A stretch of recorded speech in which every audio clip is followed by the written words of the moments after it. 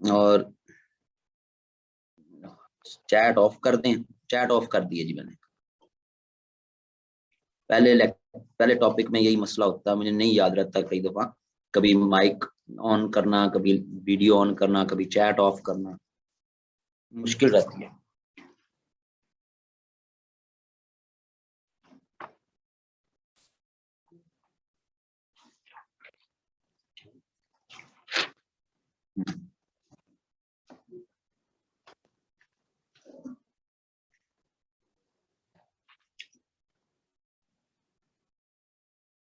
अच्छा जी।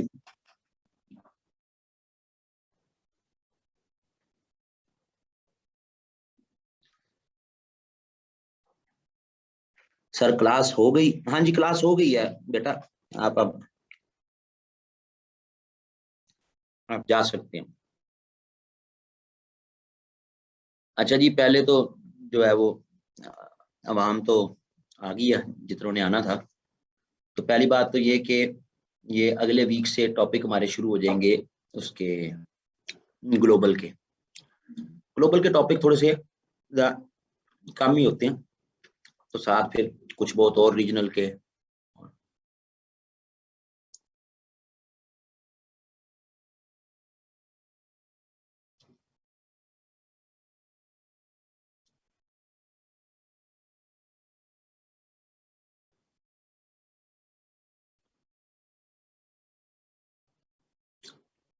नहीं होगा, लेकिन लगता नहीं मुझे, सब इंस्पेक्टर लगता मुझे आईएसआई का।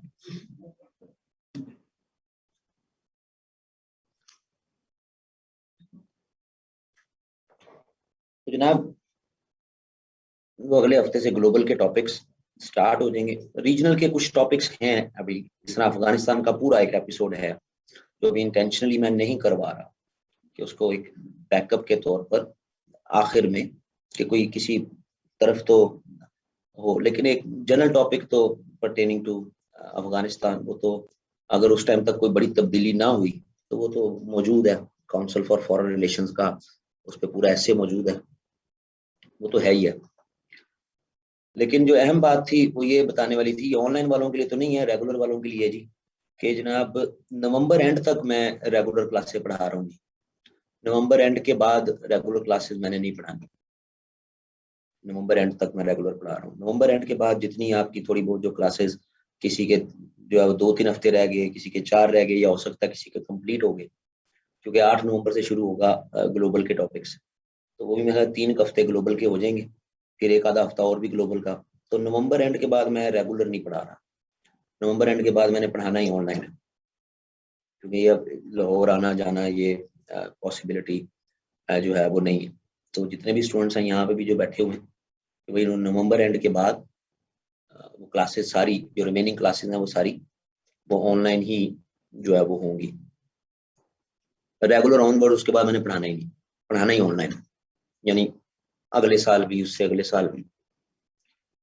एनी इंफॉर्मेशन रिगार्डिंग स्क्रीनिंग मेरा एरिया ही नहीं है। मेरी तरफ से एफपीएससी अंडा दे बच्चा दे, मैं तो अपना जो है जिस चीज के पैसे पकड़े हैं वो करवाने हैं। हमारी चीजें चलती रहेंगी। मेरा ईमान है कि सीएसएस इस मुल्क में चलता रहेगा, और उसमें मेरे पढ़ाने की कोई ना कोई चीज मौजूद रहेगी। अब चाहे पाकिस्तान शादमान के चौक जितना ही रह जाए, उसमें भी सीएसएस होगा, तो मेरा रोजी रोटी चलती रहेगी। वैसे सुना है कि स्क्रीनिंग पे अकेडमियों ने काफी वो बड़े हैवी पैकेज कर दिए हैं। तो वो वाहिद आप लोगों को अनाउंस कर देगा जी नवंबर एंड पे। हमारे ये इनके टेस्ट हो, स्क्रीनिंग पढ़ने का कोई फायदा नहीं किधर से भी, कोई फायदा नहीं, और हजारों रुपए दे के टेस्ट देने का भी कोई फायदा नहीं। तो नवंबर एंड पे स्टूडेंट्स को, जितने हमारे स्टूडेंट्स हैं जो इंटरेस्टेड हुए, तो उनको हमने एक वो कंपोजर को बैठा के, और उससे जो उसको मैं वो टेस्ट पैटर्न दे दूंगा, वो हम टेस्ट प्रैक्टिस करवा देंगे अपने स्टूडेंट्स की, कोई 10 से 20 टेस्ट जो हैं। वो जब उनका सिलेबस अनाउंस हो जाएगा, भाई सिलेबस कैसा होगा उसके मुताबिक, तो बस जो है वो होनी चाहिए, बजाय इसके कि वो स्क्रीनिंग आप पढ़ने वाली चीज ही होती है। और जब अभी तो नहीं सिलेबस आया मेरा ख्याल है स्क्रीनिंग का, वैसे जो इनकी कोशिश थी स्क्रीनिंग का सिलेबस लाने की, वो तो 2013 में पहली दफा शुरू हुई थी। और 2013 में जो पैटर्न था, उस पैटर्न पे फिर ये था कि उसमें जनरल साइंस और जनरल एबिलिटी अलग अलग था।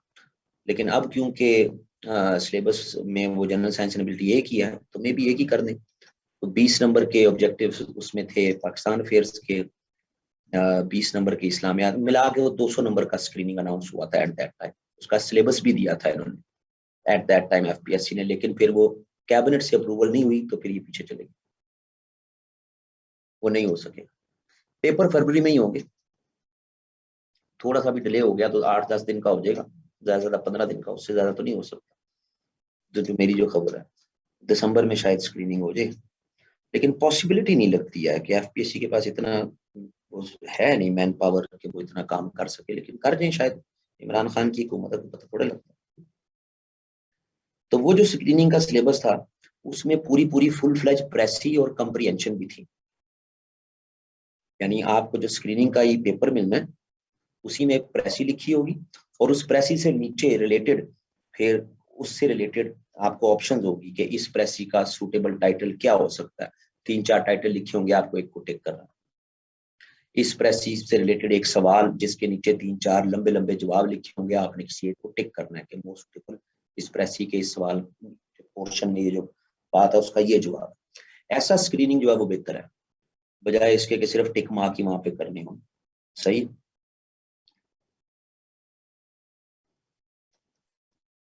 Sir, economy of Pakistan, education system of Pakistan, in topics पर लेक्चर होने चाहिए। इन पे लेक्चर मैंने दे दिए हुए, तो शायद आप उस दिन एब्सेंट होंगे क्लास में। जो है इन पे जो है वो बड़ी डिटेल में लेक्चर दे दिए थे मैंने, वो शायद आपने जो है वो एब्सेंट होंगे आप उस दिन, तो उसमें मेरा क्या कसूर है। और किसी मेरे बहन भरा ने कोई सजेशन देनी हो कि इन टॉपिक्स पे लेक्चर होने चाहिए, है कोई? और single national curriculum, national security, और कोई भाई? Artificial intelligence. Sir, new admission है मेरा। न्यू एडमिशन है आपका तो भाई जी, मैंने आपको कब कहा कि आप बीच में चलती क्लास में आ जाएं? हमने तो एडवर्टीजमेंट अपने हिसाब से की होती है ना, उसमें आए सिविल मिलिट्री रिलेशनशिप, उसके बाद हाइब्रिड वॉर, पुराना हो गया hybrid war, abuse of artificial intelligence. हाँ, कोई रोबोट आप किसको अब्यूज कर जाए तो फिर कर सकते। Civil military please, civil military please, ये कौन सा टॉपिक हुआ? Civil military relations. चलो और कोई जल्दी जल्दी बता दे, अभी 1 मिनट रह गया 9:50 पे, फिर मैं लेक्चर शुरू करूँ। Polarised politics in Pakistan, water crisis. ये कौन कौन आके क्लासेस बैठे है, पता ही नहीं लगता। वाटर क्राइसिस पूछ रहा है, ब्यूरोक्रेसी के इशू, अच्छा, feminism in Pakistan, your personal life and abuses towards male students.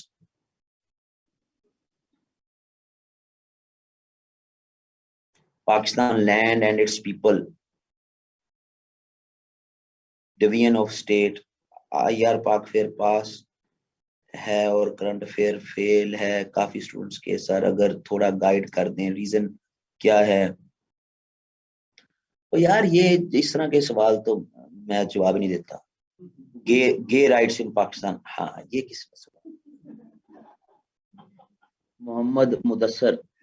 Mohammad Mudassar, ऐसा टॉपिक जो है ना वो 1-on-1 मिलके ही जो है ना, विद प्रैक्टिकल डेमोन्स्ट्रेशन ही, ठीक है, कि गे को कैसे राइट्स मिलने चाहिए। साथ जो है वो न्यूटन ने जो दिया था एनर्जी का जाउल, जाउल कहते हैं ना एनर्जी को मैयर करने, तो वो जाउल मेजरमेंट के कोई आला लगाओ, तो वो फिर मैं आपसे पूछूं कि भाई हाँ भाई कितना जो है वो आपको प्लेयर या पेन फील हो रही है, तो वो एक साइंटिफिक जो है वो टॉपिक है ये। Pakistan derive for space exploration, funding of Sparco and need of time, ये जितनी औकात है पाकिस्तान की आज आपको पता लग जाएगा आज के topic. Foreign policy of Pakistan, regional challenges and Pakistan strategic response, ठीक हो गया जी, नोट हो गए। और constitutional amendments, fifth generation war, और जी tax havens, a hub of global corruption,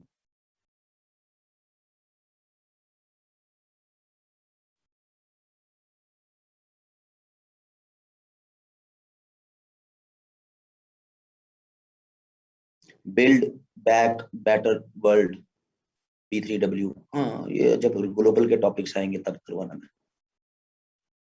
Why Pakistan is surviving in the wake of new Cold War?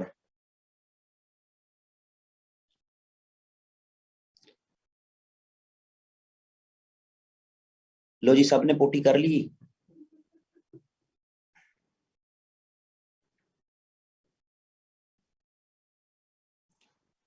Taiwan issue, Australia, UK, US, Indo Pacific तो करानी नहीं, वो तो मैंने, role of media in the spread of Islamophobia, और कोई किसी किस्म का कोई किसी का sir it's same question, if a same question comes in Pakistan affairs, current affairs and IR, how to attempt all of them. ये एक अजीम मेंटोर है, लाहौर में मौजूद है, ठीक है, और उनकी वीडियो पड़ी हुई है ऑनलाइन, आप उसको देख लें। तो मुझे दिखाई थी एक दफा, उसने जिशान ने और वकास नवाज ने ना, दोनों ही आए थे मेरे पास, उन्होंने मुझे दिखाई। तो हम बड़ा, तीनों ने अपने आप को बड़ा मलामत किया कि यार हम तो बहुत घटिया उस्ताद हैं। तो उन्होंने ये सवाल उनसे होस्ट ने किया, तो उन्होंने जवाब दिया था कि अगर एक क्वेश्चन पाकिस्तान अफेयर में आ जाता है तो आप उसका जवाब पाकिस्तान के तनाजुर में उसका जवाब देंगे, और अगर वो सवाल करंट अफेयर में आ जाता है तो फिर आप सवाल का जवाब देंगे। तो मेरा भी यही जवाब है, इतने बड़े मेंटोर ने जो है वो जवाब दिया, तुम्हारी क्या औकात है, ठीक है। अब आप लोगों ने जितनी पोटी करनी थी कर ली, अब जो है वो आपकी बातें हमने सुन ली, हमने किसी को जो है वो हाँ ना भला कोरी, आपका ख्याल था, हमने जवाब दे दिया। अब हम जो है वो अपने टॉपिक की तरफ जाने लगी हैं, ठीक है जी। और यहाँ तो कोई नया बंदा नहीं ना आया मेरे रेगुलर ऑनलाइन क्लास वाली अनाउंसमेंट के बाद, पर ठीक है। लो जनाब, टॉपिक हम जो देखने जा रहे हैं इस पर जो है वो इस साल में 2021 में खास तौर पर हमारे जितने मेन जो थिंक टैंक हैं पाकिस्तान में, इन तमाम में हमें इस टॉपिक से रिलेटेड कोई ना कोई रिसर्च आर्टिकल या ब्रीफ इशू जो है वो नजर आता है। चाहे वो जो है वो स्ट्रेटेजिक विजन हो, चाहे वो इपरी का काम हो, चाहे वो इंस्टीट्यूट ऑफ स्ट्रेटेजिक स्टडीज का काम हो, हर जगह पर हमें कुछ ना कुछ इस टॉपिक से रिलेटेड जो है उस पे लिखा हुआ नजर आ रहा है। और बादी नजर में मुझे लगता है कि ये एक इम्पोर्टेंट टॉपिक है। और आर्टिफिशियल इंटेलिजेंस साउथ एशिया में, मिलिटराइजेशन ऑफ आर्टिफिशियल इंटेलिजेंस,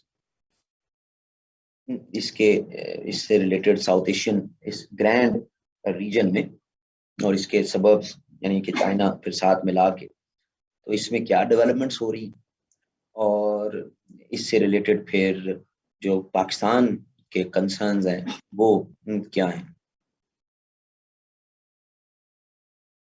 सो पहली बात तो ये जो स्टूडेंट्स मेरे साथ ऐसे में हैं, कल हमने आर्टिफिशियल इंटेलिजेंस करना भी है, तो उनके लिए ज्यादा बेहतर भी है कि थोड़ा सा उनको इस लेक्चर से आइडिया भी हो जाए। आर्टिफिशियल इंटेलिजेंस बेसिकली एक एक ऐसी, it's a bid, it's a bid to amalgamate mechanics and mind, largely तमाम तरह के कंप्यूटर्स और प्रोग्राम्स जो ऑटोमेशन के कॉन्टेक्स्ट में या ऑटोमेशन से रिलेटेड जो चीजें हैं, एक कैलकुलेटर से लेके, एक कंप्यूटर से लेके, और किसी भी इंडस्ट्री फैक्ट्री में किसी भी तरह की जो है वो ऑटोमेशन, ये तमाम के तमाम मशीन है, अपने अंदर मशीन के तौर पे काम कर रही है। और बीइंग अ मशीन, ये किसी ना किसी फार्मूला, किसी ना किसी डाटा, किसी ना किसी इंस्ट्रक्शन को फॉलो कर रही। तो जब आप किसी ये इस तरह की मशीन्स किसी इंस्ट्रक्शन डाटा को फॉलो कर रहे होते हैं, तो आप इसको फिर एक मैकेनिकी काम कर रहे होते हैं। हम कई दफा इंसानों के लिए भी कहते हैं कि यार ये बड़ा एक मैकेनिकी इंसान है, जो इसको बताया जा रहा है बस वही कर रहा है। ये माशरे बड़े मैकेनिकी, इनका मजहब का तसव्वुर बड़ा मैकेनिकी। हम हैं एक गोल्डन एज में है, फिर हम सिल्वर एज में, फिर आयरन एज में, फिर ह्यूमन एज में, फिर उसके बाद जनाब जो है दोबारा गोल्डन एज में जाएंगे। इस तरह के साइक्लिकल, तो इंसान भी मैकेनिकल। तो ये जो मैकेनिक्स है, इसमें आपकी तमाम तरह की मशीन्स आ जाती है, एक कैलकुलेटर से लेके और कंप्यूटर्स और ऑटोमेशन। अब वो पैकिंग हो रही है, उससे उससे कुछ ना कुछ प्रोड्यूस हो रहा है व्हाट्सएवर। तो ये तो काम है सारा मैकेनिक्स का। ये तमाम तरह की जो मशीन, ऑटोमेशन और मैकेनिक्स हैं, ये आर्टिफिशियल इंटेलिजेंस नहीं है। आर्टिफिशियल इंटेलिजेंस ये है कि ये मैकेनिक्स माइंड क्या इस्तेमाल कर सकती है। माइंड तो ह्यूमन इस्तेमाल करता है, माइंड तो ह्यूमन का है, क्या मशीन का माइंड हो सकता है? तो हमने इस कॉन्टेक्स्ट में, नहीं, ये हैकिंग के साथ आर्टिफिशियल इंटेलिजेंस का कोई ताल्लुक नहीं, वो अलग टॉपिक है हमारा, साइबर सिक्योरिटी का, हमारी साइबर पॉलिसी के इश्यूज, वो फुली कल करेंगे। तो जनाब, मशीन माइंड इस्तेमाल कर सकती है बिल्कुल उसी तरह जिस तरह इंसान माइंड इस्तेमाल करता है। ये मशीन और माइंड को, मैकेनिक्स एंड माइंड को की जो कनेक्टिविटी बनाना है, इस बिड को आप कहती हैं आर्टिफिशियल इंटेलिजेंस। ये तो इसकी एक आप डेफिनेशन कह लें, इसकी एक्सप्लेनेशन जो है वो आप कह लें। अब ये आर्टिफिशियल इंटेलिजेंस बेसिकली, यानी इसकी फिर 3 कैटेगरीज बन जाती। कल भी लेक्चर थोड़ा सा रिपीट हो रहा होगा, तो ताकि उन स्टूडेंट्स का एक बेस बन जाए। 3 कैटेगरीज हैं। एक को कहते हैं जनाब ANI, ANI। दूसरी AGI,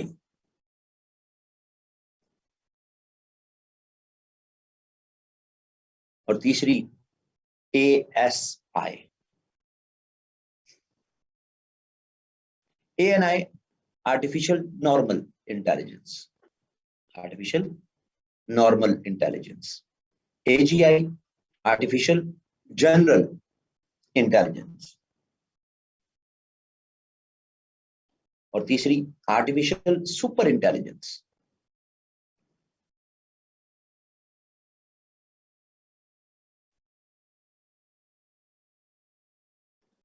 ये जो आर्टिफिशियल नॉर्मल इंटेलिजेंस है, इसका स्कोप बड़ा लिमिटेड सा है, इसका स्कोप है लिमिटेड।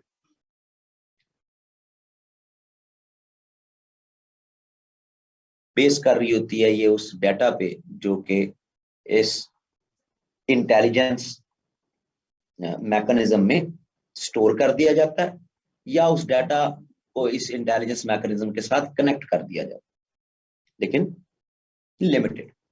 जैसे किसी फैक्ट्री में मशीन काम कर रही है, एक पुर्जा काम कर रहा है, उसके बाद दूसरा, तीसरा, चौथा, प्रोडक्शन से लेके पैकिंग तक का नॉर्मल काम हो रही है।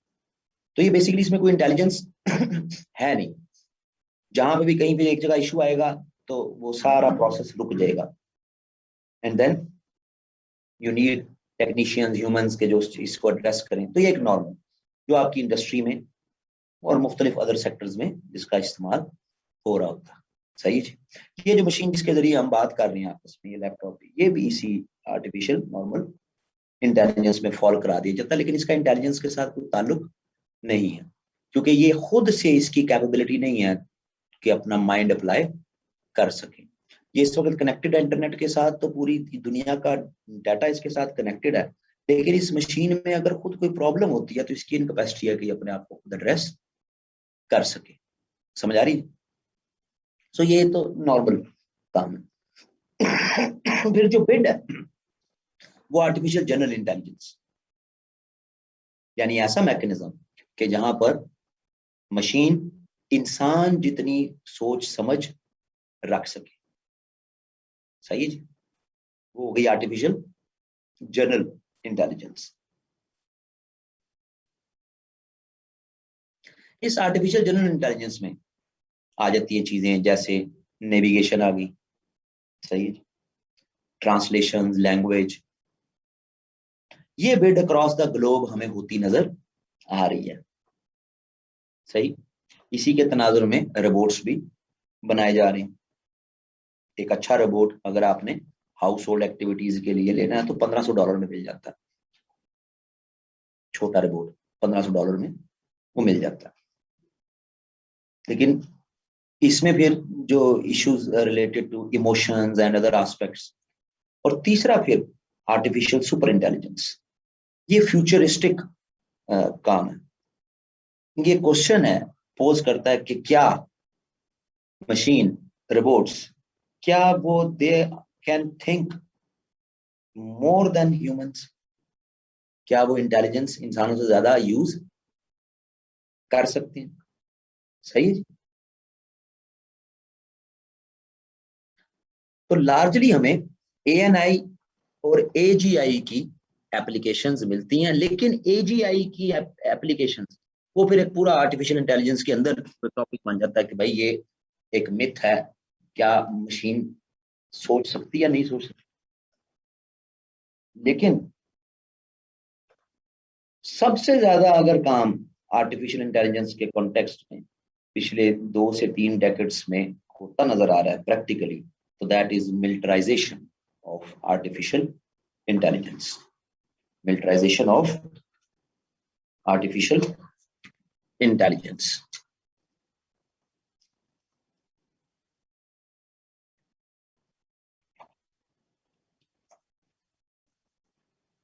मिलिटराइजेशन ऑफ आर्टिफिशियल इंटेलिजेंस ये जनाब लार्जली 2 डोमेन्स में होती नजर आती।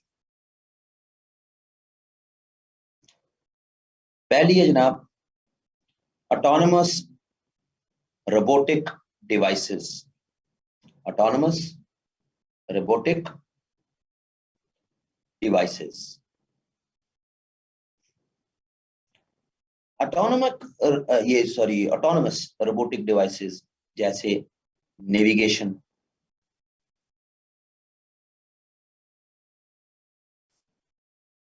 UAV, unmanned aerial vehicles, UAV,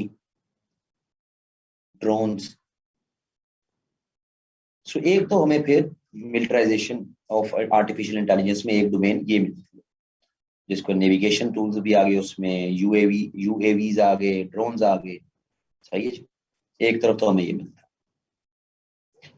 दूसरी तरफ हमें जो है वो फिर, अच्छा अब इसमें भी जो यूएवीज जो है अनमैन्ड जो है वो एरियल व्हीकल्स, अब ये भी इसमें भी फिर फर्दर आगे 2 तरह की कैटेगरीज होगी। एक कैटेगरी वो हो गई कि जहां पर एक ह्यूमन एक ड्रोन को रेगुलेट कर रहा है, उसको जो है वो फ्लाइट भी उसकी और उसकी लैंडिंग भी। सही है जी। एक पूरा वो सेटअप हो गया। और दूसरा फिर उसमें ये भी हो गया कि जहां पर जो यूएवीज इन्वायरमेंट, क्लाइमेट, स्काई, ठीक है जी, एटमॉस्फेयर, हवा का प्रेशर, उसको देखते हुए अपने आप को अपने टारगेट तक जाए, अपनी सर्वेलेंस करे और फिर जो है वो वापस आ जाए। सही जी। वो भी वो डोमेन है इसी में। लेकिन ये मतलब हो गया सारा के ऑटोनमस रोबोटिक डिवाइसेस। और दूसरी जो डोमेन है वो है stationary applications. Stationary application, stationary मतलब कि यहाँ फिक्स पड़ी हुई है ना जी, जिनमें खास तौर पर आपका रडार सिस्टम, साइबर सिस्टम,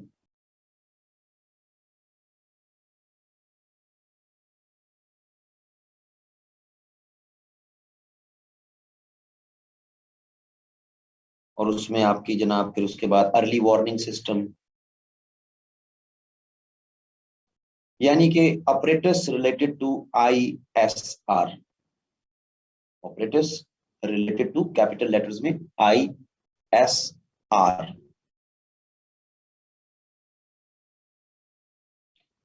सो जनाब ये दो कैटेगराइजेशन होगी। एक होगी, अच्छा ये ISR वो आपकी इंटेलिजेंस, सर्वेलेंस, और वो तीसरा वो क्या कहते हैं उसको, री रिकॉन हाँ रिकॉनिसेंस, बड़ा मुश्किल लफ्ज है, जासूसी करना। रिकॉनिसेंस आर से, उसके बाद इंटेलिजेंस और सर्वेलेंस ISR। ये सारा स्टेशनरी काम है, एक जगह पे स्टेशन है और वहीं से आपको फिर वो सारा रडार सिस्टम आपका वो दे रहा है। सो ये दो डोमेन्स में लार्जली हमें मिलिटराइजेशन ऑफ आर्टिफिशियल इंटेलिजेंस होती है, एक ऑटोनोमस रोबोटिक डिवाइसेस और दूसरी स्टेशनरी एप्लीकेशंस। ठीक है जी।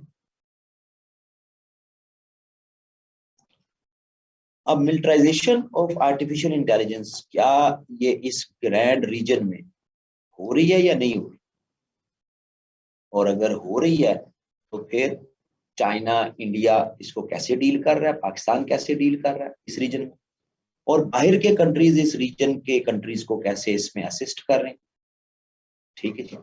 और लीगल स्टैंडिंग क्या है इसकी, कि किसी भी तरह की कन्वेंशनल जो आपकी प्रोलिफरेशन है वो इस पर अप्लाई होती है, किसी भी तरह की आर्म्स कंट्रोल, क्योंकि डिसआर्ममेंट इन चीजों की होना मतलब खत्म होगी, लेकिन आर्म्स कंट्रोल से रिलेटेड जो कन्वेंशन और ट्रीटीज हैं क्या वो इस पे अप्लाई होते हैं।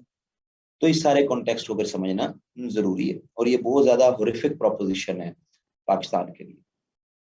तो पहले इसमें हम इन तीनों में से इसको देख लेते हैं, इंडिया को देख लेते हैं। इंडिया इस से रिलेटेड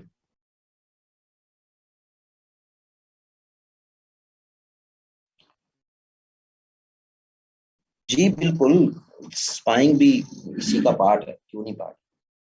जो ये क्या वर्ड बतौला था आपने, रिकॉनिसेंस, रिकॉनिसेंस ना, मैंने भी लिखा हुआ लेकिन मेरे से पढ़ा नहीं जाता, रिकॉनिसेंस ही है। हाँ चलो यही होगा। तो रिकॉनिसेंस भाई जी उसको उर्दू में जासूसी कहते हैं, और आम अंग्रेजी में बाजी उसको स्पाइंग कहते हैं। तो आ गया, is spying through artificial intelligence also include in militarisation of AI। हाय, नूर अहमद साहब कह रहे हैं स्पेल कर, आर जबर ई री, सी पेश ओ डबल एन कॉन,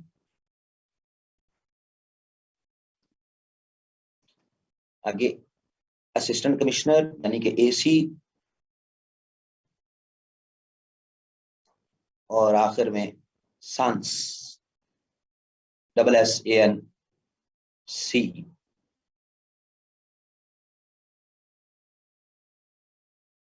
लो जी,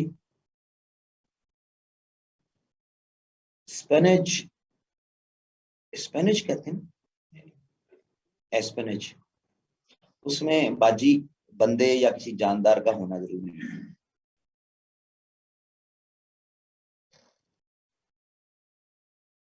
लो जी, अब देखते हैं फिर इंडियंस क्या कर रहे हैं इस मिलिटराइजेशन ऑफ आर्टिफिशियल इंटेलिजेंस में। इंडियंस जनाब दो लेवल्स पर इस पे काम कर रहे हैं, एक इनकी लोकल प्रोडक्शन और दूसरी इनकी जो है वो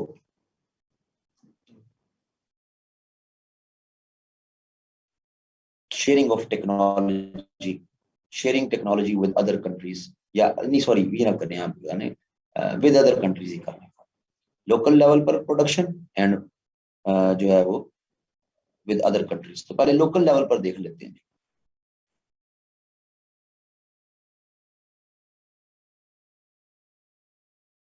2019 में इंडियंस ने डिफेंस आर्टिफिशियल इंटेलिजेंस काउंसिल बनाई है जी, डिफेंस आर्टिफिशियल इंटेलिजेंस काउंसिल। और इस डिफेंस आर्टिफिशियल इंटेलिजेंस काउंसिल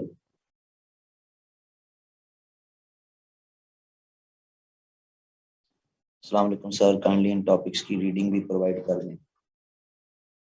जनाब मैं चारों सोर्स बता दिए उन्हें। ये ISSI का भी जो है वो उनका पॉलिसी ब्रीफ पड़ा हुआ, इपरी का भी पॉलिसी ब्रीफ पड़ा हुआ, और स्ट्रेटेजिक विजन का भी जो है वो आर्टिकल, तीनों ऑनलाइन अवेलेबल हैं।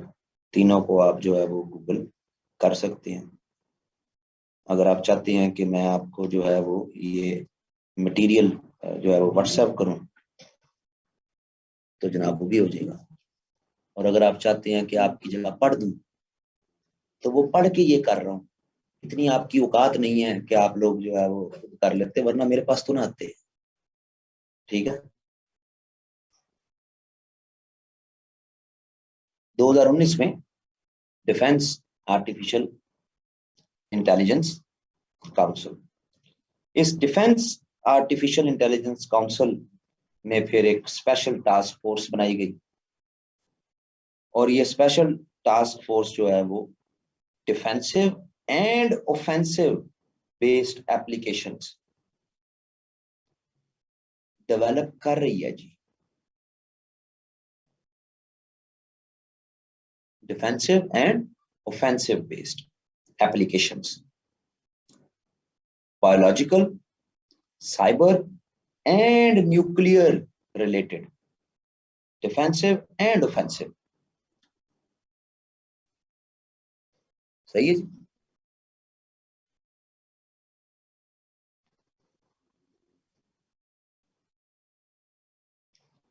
इसके तनाजुर में फिर इसी साइबर, इसी कॉन्टेक्स्ट में फिर इंडियंस ने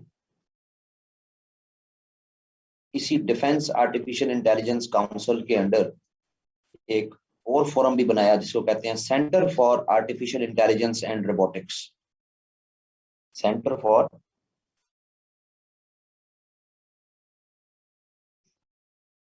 centre for artificial intelligence and robotics. इसने जनाब 2 प्रोजेक्ट्स कंप्लीट कर भी लिए हुए हैं इस centre for artificial intelligence and robotics में।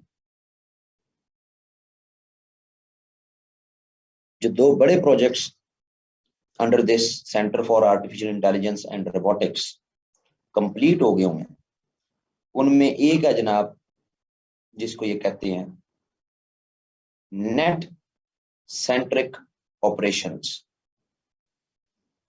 Net centric operations, AINCO,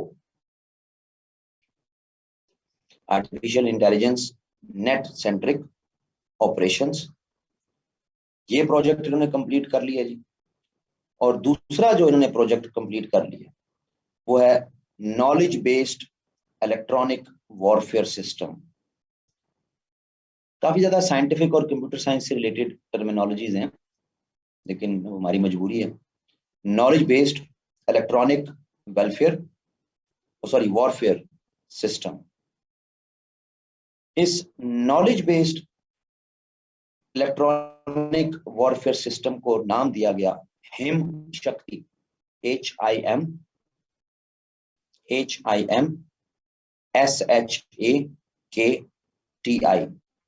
him शक्ति, इकट्ठे वर्ड हो। सही है जी। तो ये डोमेस्टिक लेवल पर, लोकल लेवल पर ये प्रोडक्शन, और आपको हैरानगी होगी कि इनका जो ये स्पेशल टास्क फोर्स है इसको बाबा वो टाटा नहीं है, उसका बेटा रन करता है। क्या नाम है उसका? रतन।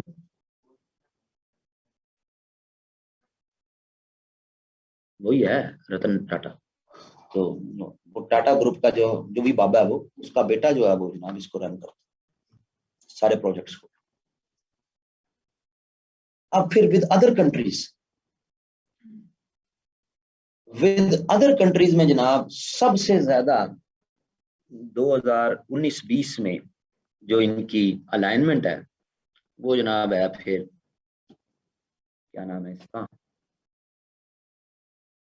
हाँ, Israel aerospace institute, Israel arrow space institute, Israel aerospace institute के साथ जनाब इनका artificial intelligence technology transfer MOU memorandum of understanding 2020 का जी साइन हुआ। सही, यानी कोई ज्यादा पुरानी बात नहीं है।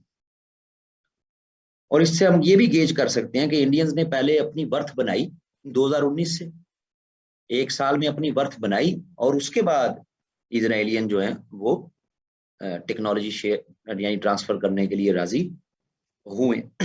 ऐसा नहीं है कि मुंह उठा के इजराइलियों ने सब कुछ शुरू करवा दिया। और इस एग्रीमेंट के बाद हम देखते हैं कि ये जो इजराइलियन एरोस्पेस इंस्टीट्यूट है ये सबसे बड़ा सप्लायर बन गया जनाब UAVs टू इंडिया। UAVs मतलब unmanned aerial vehicles.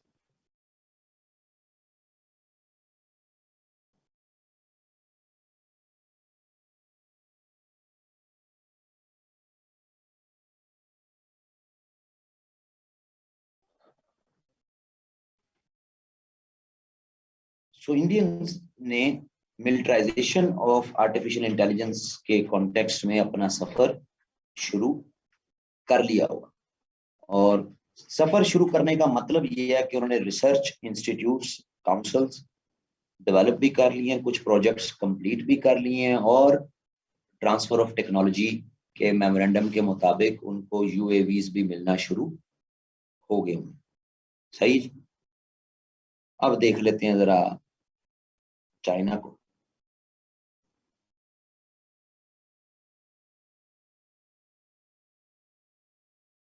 China militarisation of artificial intelligence के कॉन्टेक्स्ट में 2017 से ऑपरेट कर रहा है, 2017 से। ये प्रॉपर एक प्लान जिसको नाम दिया गया new generation artificial intelligence plan, new generation artificial intelligence plan.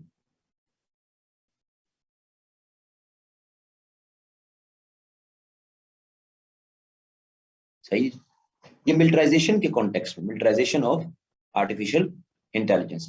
वैसे 2015 में ओवरऑल हम देखते हैं कि आर्टिफिशियल इंटेलिजेंस की इंपॉर्टेंस इनकी 2015 में उन्होंने पॉलिसी इनिशिएट की थी जिसको कहते हैं मेड इन चाइना 2025, कि 2025 तक हम हर चीज चाइना में बनेगी, दुनिया से हमें कुछ भी लेने की जरूरत, यानी इतनी सेल्फ सफिशिएंसी सुई से लेके और स्पेस तक हर चीज हम ही बनाएंगे।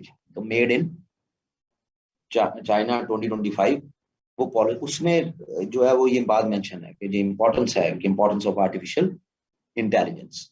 पर ये सारी जितनी भी किस्म की इंटेलिजेंस है ये सारी ANI और AGI मुकम्मल नहीं है। वो तो ग्लोब में ही मुकम्मल को नहीं है कि जी रोबोट ह्यूमन के मुकाबले में एक्टिविटीज में परफॉर्म कर जाए तो आप कहें कि जी बराबर हो गया। जैसे आपने उसको शतरंज की तमाम चालें, जितने भी वर्ल्ड चैंपियंस हैं उनकी चालें फीड कर दी, ठीक, वो उनको वो एग्जीक्यूट कर जाए। तो लेकिन यहाँ पे भी तो आपने उसके डेटाबेस में चीजें इनकॉर्पोरेट की, उन्हीं में से चूज कर रहा है, वो कोई अपनी कोई नई चाल डेवलप नहीं कर रहा। समझ आ रही? सो कुछ डेवलपमेंट्स की वजह से आपको ऐसा लगता है कि एज इफ वाकई कि वो इंटेलिजेंस में ह्यूमन के बराबर आ गया, लेकिन that's because of the rich database going to world wide web. Internet पे जितनी लाखों करोड़ों में वेबसाइट्स कि जिनके साथ वो कनेक्टेड है तो वो अपना सोल्यूशन निकाल लेता है। समझ आ रही जी?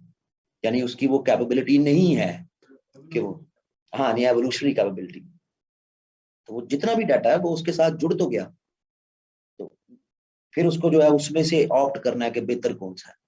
तो वो उसकी फिर वो उसके अंदर ही आपने सॉफ्टवेयर अपडेट किया हुआ है कि या लगाया हुआ है कि भाई वो उनकी फिर स्केलिंग करेगा कि कौन सा सोल्यूशन ज्यादा बेहतर है।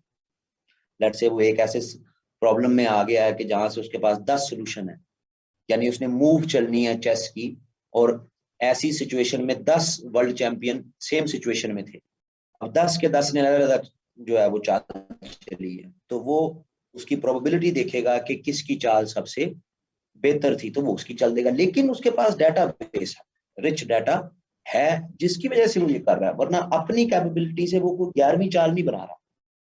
समझ आ रही? सो ये जितनी मिलिटराइजेशन है ये सारी भी ANI and partially up to some extent AGI में मूव कर रही है, मुकम्मल नहीं कर रही। ASI तो है ही नहीं ना कि जी वो इंसान से ज्यादा जो है वो इंटेलिजेंस रखता हो। एनीवेज चाइनीज कॉन्टेक्स्ट में फिर आर्टिफिशियल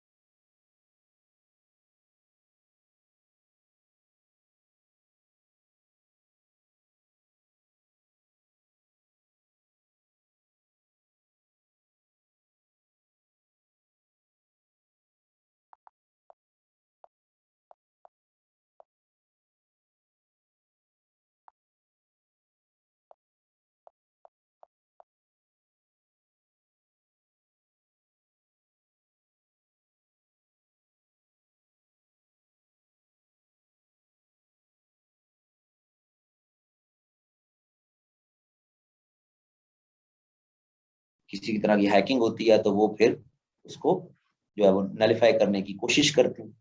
वो आर्टिफिशियल इंटेलिजेंस में नहीं है।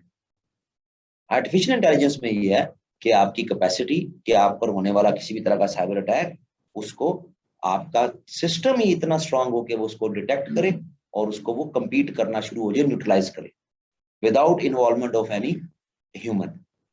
सही जी। तो उसमें तो हम अल्हम्दुलिल्लाह इस प्रोसेस में एंगेज ही कौन नहीं। हाँ।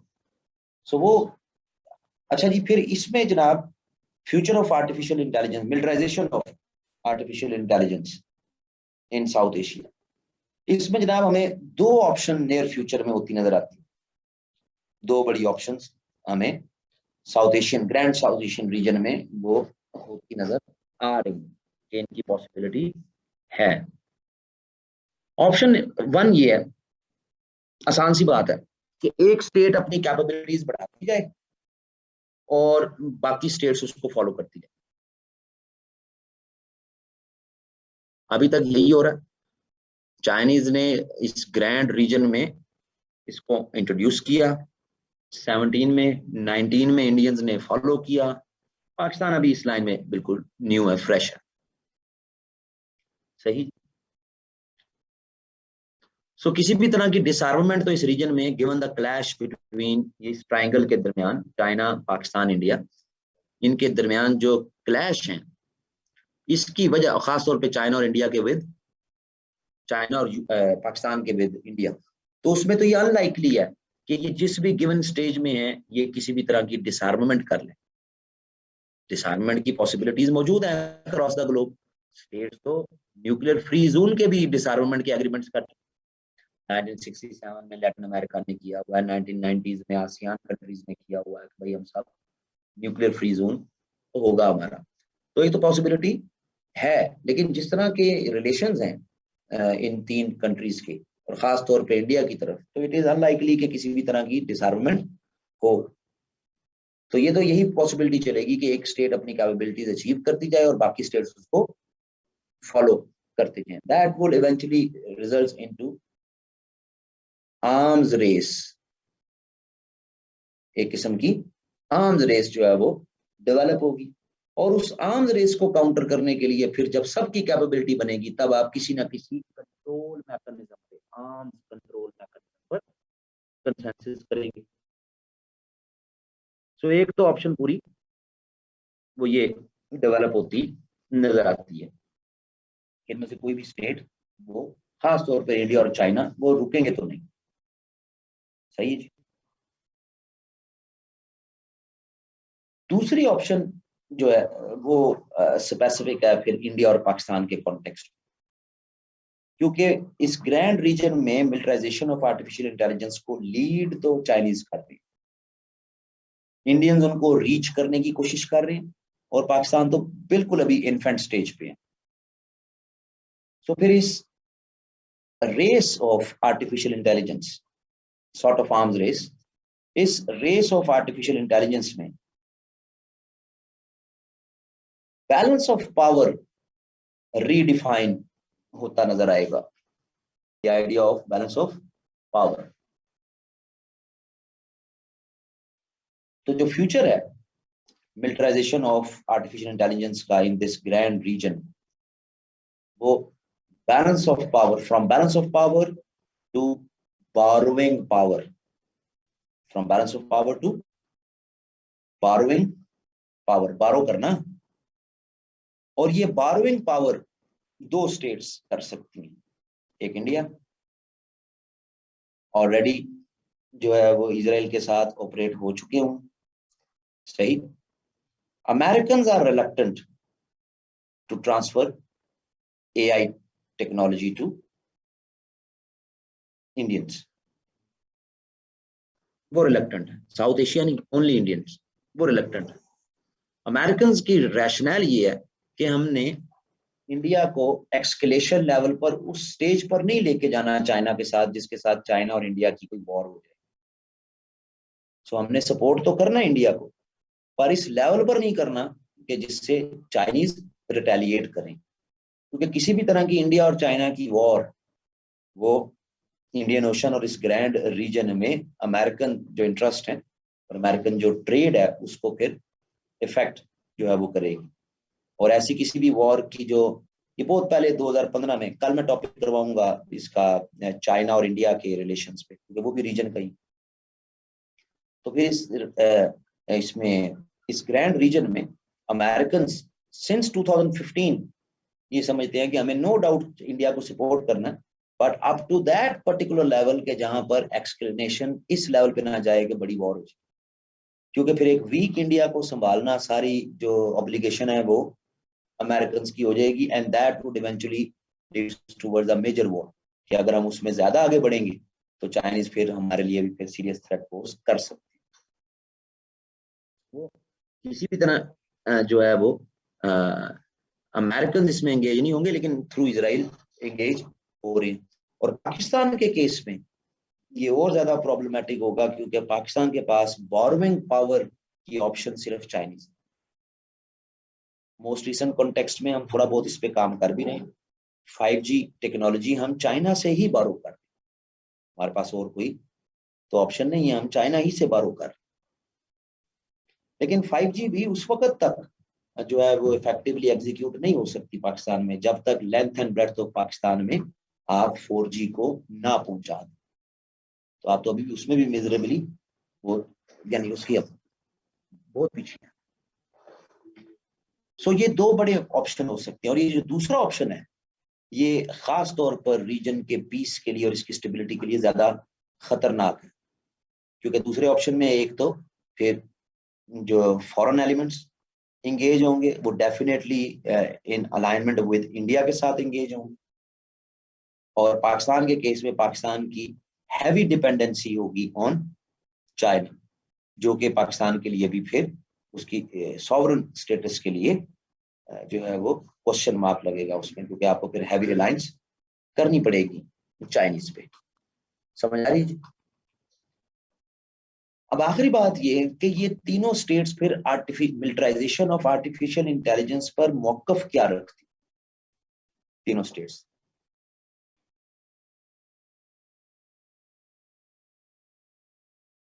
मिलिटराइजेशन ऑफ आर्टिफिशियल इंटेलिजेंस पे कोई इंटरनेशनल कॉवेनेंट या ट्रीटी तो है नहीं, सही जी। सो इसको लार्जली फिर देखने की कोशिश की जा रही होती है within the ambit of certain arms control agreements, के जो ऑलरेडी आपके क्लस्टर बमिंग पे हो गया, कुछ और हो गए, कि जैसे वो हैं वैसे ही आप इसको देखने की कोशिश करते हैं। तो इस पे इन तीनों स्टेट्स का फिर मौकफ क्या है militarisation of artificial intelligence. Indians का फोकस है, इंडियंस फोकस करते हैं कि artificial proliferation of artificial intelligence, proliferation of artificial intelligence. Lab ये 350 बंदा बैठा है और किसी माई के लाल ने कैमरा नहीं ऑन किया हुआ।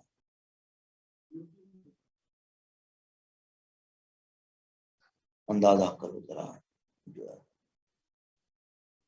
चलो बाढ़ में जाओ, हमें तो जो जितना रिजल्ट मिलना था मिल गया, ठीक है। हमारी तरफ से अंडे दो, बच्चे दो, कैमरे ऑन करो ना करो, हमें क्या, लेकिन हम भी ऑफ कर लेते हैं इन जो प्रोटेस्ट है। हाँ आवाज ही सुने, बल्कि आवाज भी बंद ही कर।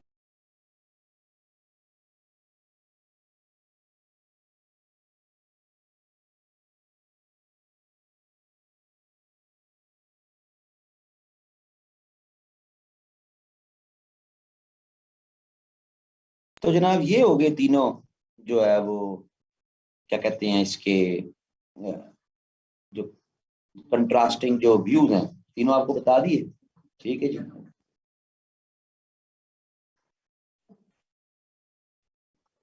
लो जी, अब इनके साथ फिर अब चलते हैं अगले टॉपिक की तरफ।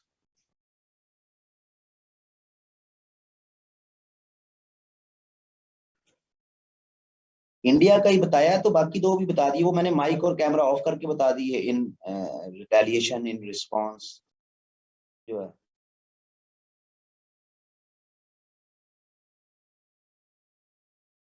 चाइना का मौकफ यही है, खामोशी के साथ बात करनी, वो मैंने कर दी। तो मैंने बात कर दी है। भाई नहीं आई आवाज तो आपके इंटरनेट का मसला होगा, आपके एंड पे मसला होगा ना जी, मेरा तो मसला नहीं है। ठीक है, यहाँ पे सारे जो है वो कैमरे ऑफ होते हैं, तो हमने भी ऑफ रखा होता है। जबीन हैदर, भाई तूने कितनी दफा पढ़ना मेरे से, तू मेरी कब्र ते भी आके ना पढ़ जाई कि जो दुआ। अच्छा जी, सो इंडियंस का जो फोकस है, वो इंडियंस फोकस करते हैं जनाब proliferation of artificial intelligence. Reason so कि no doubt Indians local level पर अपनी प्रोडक्शन तो कर रही है, ठीक है जी, लेकिन इंडियंस को यू जो वो हैं अनमैन्ड व्हीकल, ठीक है, वो भी इसराइल से लेने पड़े। तो जितनी आर्टिफिशियल इंटेलिजेंस की प्रोलिफरेशन होगी, लीगल प्रोलिफरेशन, तो एक स्टेट से दूसरी स्टेट की तरफ, मतलब के हॉरिजॉन्टल प्रोलिफरेशन, तो वो उस पर बिलीव करते हैं कि स्टेट्स आपस में इंटरेक्ट हों, क्योंकि फ्यूचर आर्टिफिशियल इंटेलिजेंस का है। तो जनाब इसके लिए फिर हॉरिजॉन्टल प्रोलिफरेशन जस्टिफाई होनी चाहिए, और वो एक्टिविटीज भी ऐसी कर रही है, जाहिर है वो इसराइल के साथ एग्रीमेंट में है। सही है। सो अब मिलिटराइजेशन ऑफ आर्टिफिशियल इंटेलिजेंस, क्या ये लीगल है, इसकी प्रोलिफरेशन या नहीं है? तो इसके लिए किसी भी तरह की कोई सेपरेट कॉवेनेंट या कोई ट्रीटी वो नहीं है। ऐसी कोई भी ट्रीटी या कॉवेनेंट उसी वक्त सरफेस होता है जब वो इशू मेजॉरिटी का इशू बनता है। तो मिलिटराइजेशन ऑफ आर्टिफिशियल इंटेलिजेंस ये 8-10 कंट्रीज से बाहर की गेम नहीं है, कि जब बड़े लेवल पर इशू बनेगा तो तभी डेफिनेटली ग्लोब इसकी तरफ जो है वो देखेगा। लार्जली ग्लोब इसको एथिकल कॉन्टेक्स्ट में उन पैरामीटर्स में देखता है कि जिन पैरामीटर्स में आप हॉरिजॉन्टल प्रोलिफरेशन को, जिस तरह एनपीटी के जरिए आप उसको रोकने की, या न्यूक्लियर सप्लायर ग्रुप के जरिए उसको रोकने की, या जो मिसाइल कंट्रोल रजीम के कॉन्टेक्स्ट में ऑपरेट करते हैं, लेकिन वो सब इस पर अप्लाई नहीं होती। तो इंडियंस बिलीव करते हैं कि आर्टिफिशियल इंटेलिजेंस की हॉरिजॉन्टल प्रोलिफरेशन वो होनी चाहिए, ताकि नॉलेज शेयरिंग हो। सही है। चाइनीज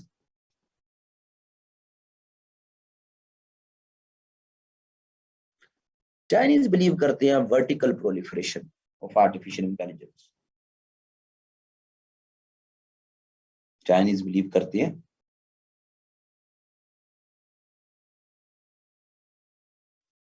चाइनीज बिलीव करते हैं on vertical proliferation of artificial intelligence.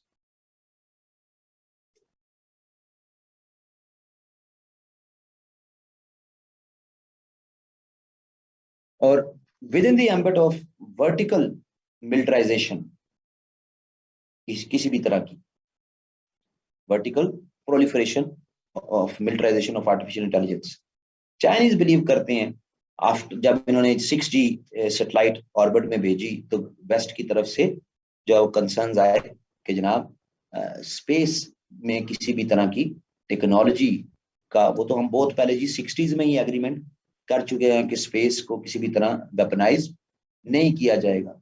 तो चाइनीज बिलीव करते हैं कि जनाब वो वेपन्स की बात हो रही, मिलिटराइजेशन ऑफ आर्टिफिशियल इंटेलिजेंस वो वेपन बेस्ड नहीं है, और ना उस वेपन को कोई रेगुलेट कर रहा है।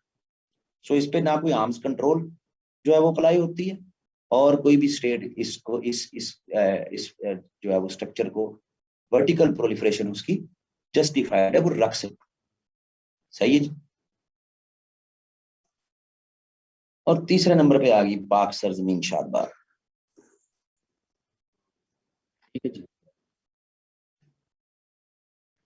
हमारा बिलीफ सिस्टम वही है जो इस वक्त चिनाब के दरिया और जेलम के दरिया के पास पास है।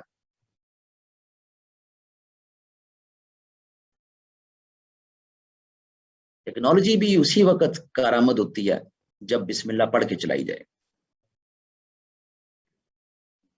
जी, ये पेपर में ना लिख देना हो भाई, मेहरबानी जो है, लिख तो नहीं दिया, मेहरबानी जो है।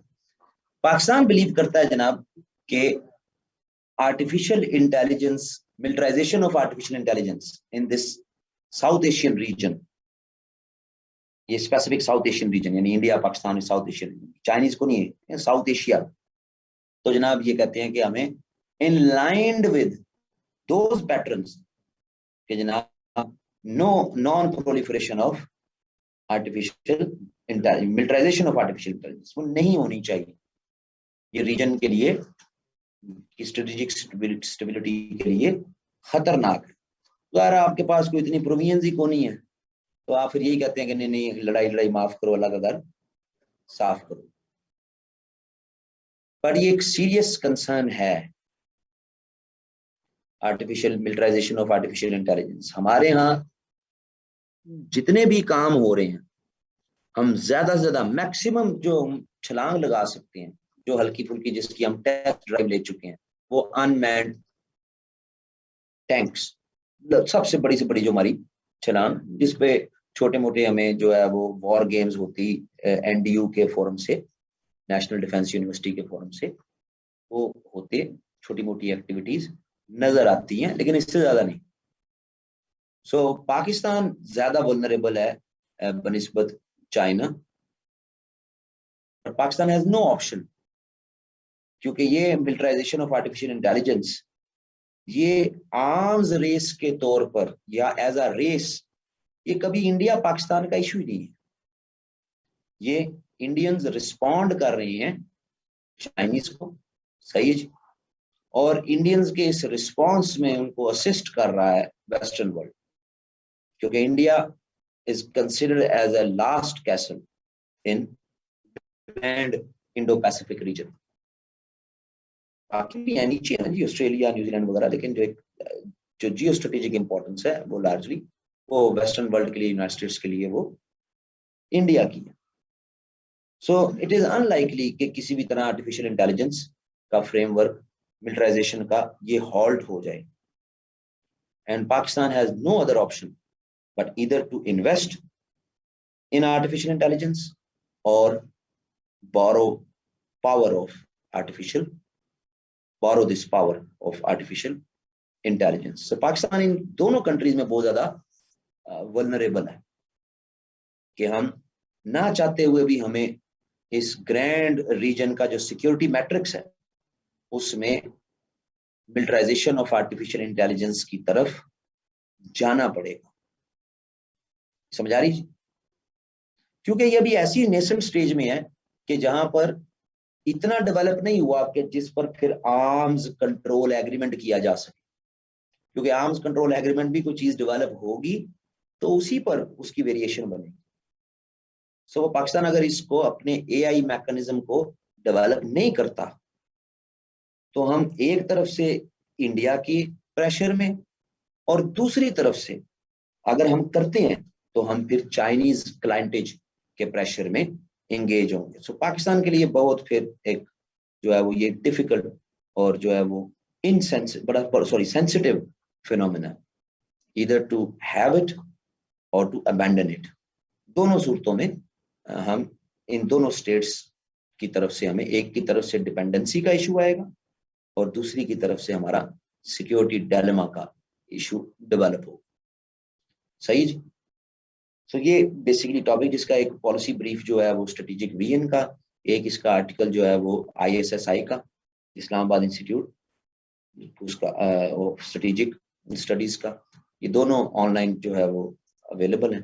आप यानी गूगल भी कर लें ISSI और आगे लिख दें आप मिलिटराइजेशन ऑफ ये आर्टिफिशियल इंटेलिजेंस, या आप लिख दें defence strategic review, sorry defence review, strategic बार बार निकल गया मुझसे, डिफेंस रिव्यू, और आगे लिख दें जनाब आर्टिफिशियल इंटेलिजेंस इन साउथ एशिया।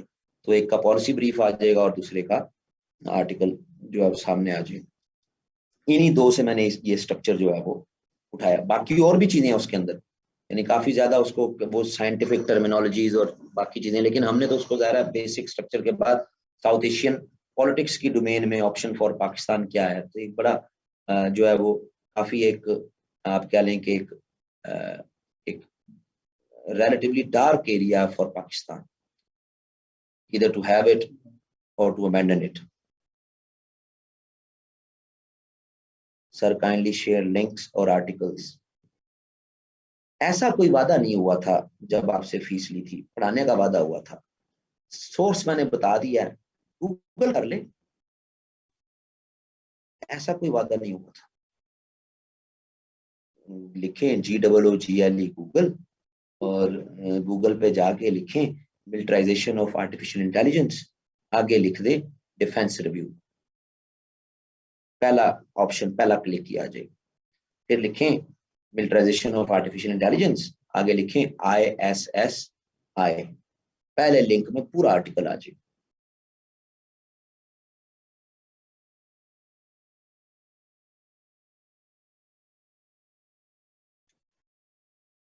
किताबें और सोर्स तो इस तरह मांगते हैं जिन्हें हमने जनाब मैं को ना की है, मैंने कहा कि मैं नहीं दूंगा। हाँ हाँ, लिंक दे दें, नोट्स दे दें, लिंक दे दें, ये दे दें, वो दे दें। अच्छा जी, इसके बाद अब आगे हम जाने लगे हैं जनाब इसी रीजन के दूसरे जो है वो फ्रेमवर्क की तरफ, and that is Shanghai Cooperation Organisation. Shanghai Cooperation organisation.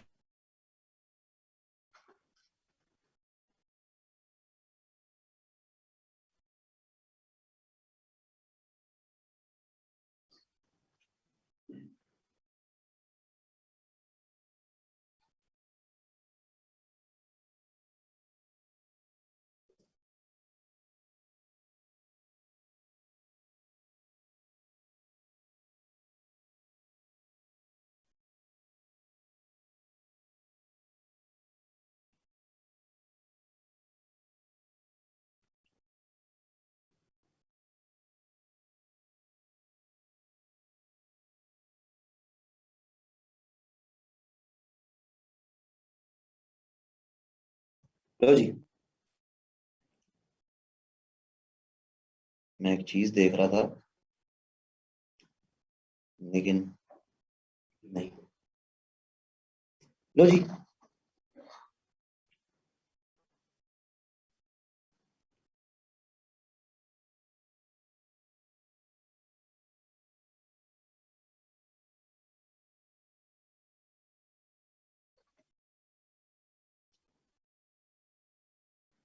नहीं ये जो आपने लिंक भेज दिया ना, ये जरा बड़ा लिंक भेज दिया, लेकिन चलो ये भी मैं स्टूडेंट्स के साथ शेयर कर दूंगा। ये पूरा यानी कि वो ऐसे वाला लिंक भेज दिया, यानी कि अक्रॉस द ग्लोब, अगर यानी कि कोई ऐसे में अगर टॉपिक आ जाता है तो तब ये मिलिटराइजेशन ऑफ आर्टिफिशियल इंटेलिजेंस, वो मैं देख रहा था अभी, इसी को ओपन किया था तो ये लिंक मैं यहीं से शेयर कर ही देता हूँ, ताकि ये वाला तो चलो सामने ही आ गया, तो यहीं से शेयर कर देता हूँ।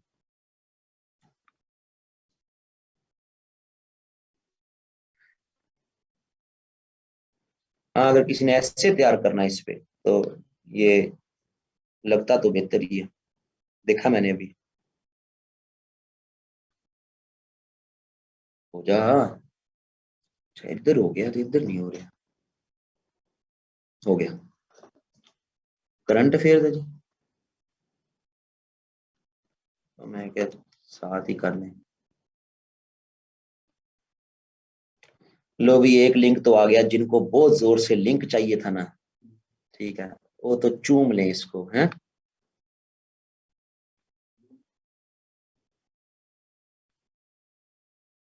कितने ग्रुप हैं करंट अफेयर के? 3 है मेरा ख्याल।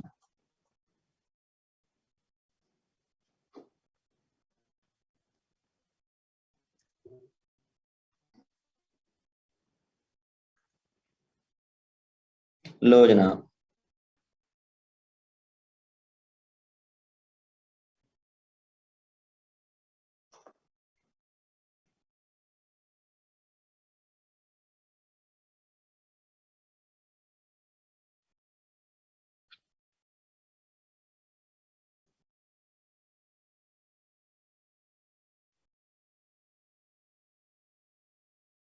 एक ही बेचैन है यार, एक ही बंदा है यार। चलो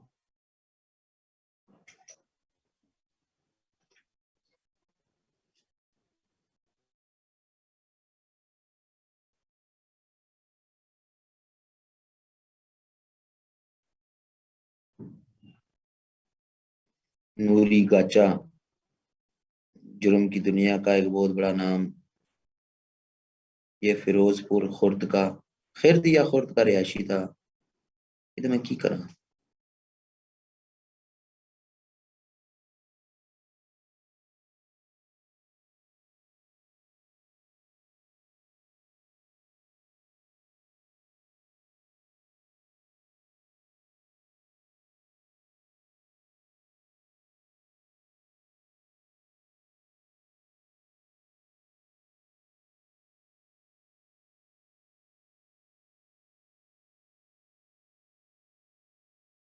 फैजपुर खुर्द कहाँ पे है?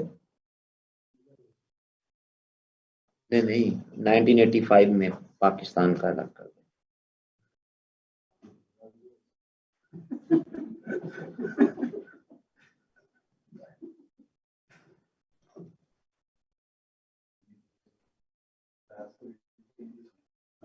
यार की कीड़े कमान का है।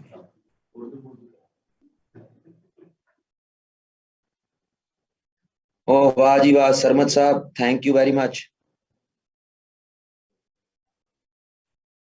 अटैच्ड है। 8 परमानेंट मेंबर्स हैं जी एससीओ के।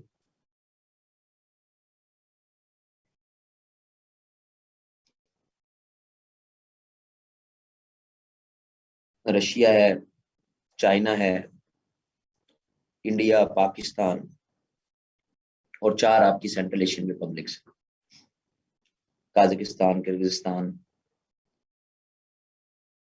उसके बाद तुर्कमानिस्तान और ताजिकिस्तान, और एक चौथी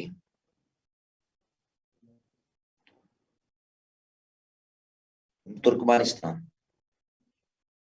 4 जो है वो ये, और मोस्ट रिसेंट कॉन्टेक्स्ट में इट इज हाई होप इसकी ये है कि ईरान जो है नेक्स्ट सेशन से जब ये सिग्नेटरी हो जाएगा तो फिर ये 9 पूरे हो जाएंगे। अनाउंस तो उसका हो गया, तो वो बीइंग अ सिग्नेटरी मेंबर जो है, जिस तरह पाकिस्तान और इंडिया जो है, जो कहते हैं जी कि ये मेंबर बन गए, तो ये 2015 में अलाउ हो गई, लेकिन सिग्नेटरी मेंबर ये बने 2017 में के एग्रीमेंट्स पे प्रोविजंस में कि ये बीइंग अ सिग्नेटरी मेंबर। तो ईरान का अनाउंस तो हो गया, तो जैसे ही अगले सेशन में वो एज सिग्नेटरी मेंबर आ जाएगा तो वो फॉर्मल हो जाएगा। लेकिन आप कह सकते हैं कि हाँ जी ठीक है, वो भी शामिल हो गया, लेकिन आपके पेपर तक तो ऐसा उसकी कोई सिग्नेटरी किसी भी जगह पे वो नहीं होगा। नाउ इस एससीओ की ऑर्गेनाइजेशन में चाइना भी, रशिया भी, इंडिया भी, तो जनाब पॉपुलेशन वाइज भी लार्जेस्ट ऑर्गेनाइजेशन कहा जाता है, एरिया वाइज भी लार्जेस्ट ऑर्गेनाइजेशन इसको कहा जाता है। हमारा एरिया वाइज ज्यादा ही होता है जब रशिया ही बीच में है, ठीक है जी। तो पॉपुलेशन वाइज भी और एरिया वाइज भी इसको लार्जेस्ट ऑर्गेनाइजेशन जब ये डेवलप हुई 2001 में, इसको कहा जाता है।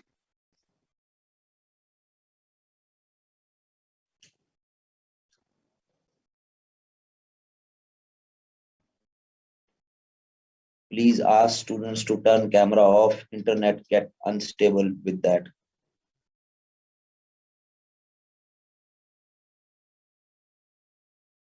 कर दो जी ऑफ है। हमारे हफीज साहब 2% का इंटरनेट इस्तेमाल कर रहे होंगे तो,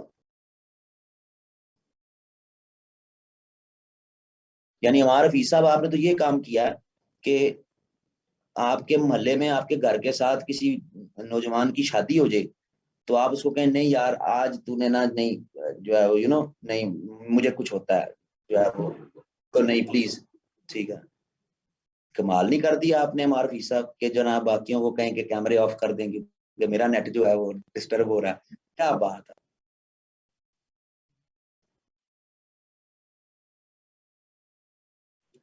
नहीं ओवर एक्ट नहीं कर रहा मैं, काफी अरसे बाद जो है वो जाहिर है बगैर उसके लिख कर वो कर रहा हूँ ना, पेन नहीं है पास, तो पेन क्योंकि पास नहीं है तो वो लाइव जब इस तरह हो रहा होता है तो हम इस तरह भी शुगर मिले लगा रहे होते हैं साथ। हाँ तो होगी प्रॉब्लम, लेकिन मेरा मुंह है बस, मुझे ये बात जो मेरे मुंह में आई मैंने कर दी, क्योंकि ये पहली दफा 4 साल से मैं पढ़ा रहा हूँ, ये पहली दफा किसी बच्चे ने लिखा कि सर बाकियों को कहेंगे कैमरे ऑफ कर दें, क्योंकि उससे मेरा जो है वो नेट जो है वो प्रॉब्लम जो है वो कर रहा है। हो सकता है ऐसा हो, मैं कोई कंप्यूटर साइंस का टीचर नहीं हूँ, इंफॉर्मेशन टेक्नोलॉजी के साथ मेरा ताल्लुक 20 नंबर के सवाल जितना ही है, तो हो सकता है कि ऐसा हो। ठीक है, लेकिन मुझे पहली दफा बात पता लगी तो मेरे जहन में जो जुगत आई मैंने मार दी। हाँ, अब उसको जो है वो एंजॉय करें, बजाय इसके कि उसको जो है वो उसमें से कोई बात निकालनी है। लेकिन मजा मुझे एकदम बहुत आया वैसे है? अच्छा जी, तो जनाब इस फिर एसईओ में जो लार्जेस्ट जो पॉपुलेशन भी और फिर लार्जेस्ट ज्योग्राफी भी, बट ना तो ये एक ग्रैंड या बड़ी कोई फ्री ट्रेड ऑर्गेनाइजेशन बन सकी, यानी कि तमाम मेंबर कंट्रीज जिस तरह लाइकवाइज यूरोपियन यूनियन है, आसियान है, फ्री ट्रेड करते हैं, तो ना तो ये आपस में कोई बड़ी फ्री ट्रेड ऑर्गेनाइजेशन बन सकी। सही जी। फिर ना ही ये कोई एक बड़ी जो है वो मिलिट्री जो है वो माइट डेवलप कर सकी, क्योंकि एससीओ के बैनर के नीचे होने वाली एक्सरसाइजेज में चाइना ज्वाइन नहीं करता, रशिया और बाकी करते हैं, चाइना उनको ज्वाइन नहीं करता। तो इसको बहुत ज्यादा जो है ओवररेटेड कहा जाता है, इसको नेटो ऑफ द ईस्ट भी कहा जाता है, हालांकि इसमें चाइना मौजूद नहीं है, लेकिन इसको नेटो ऑफ द ईस्ट भी कहा जाता है एससीओ को।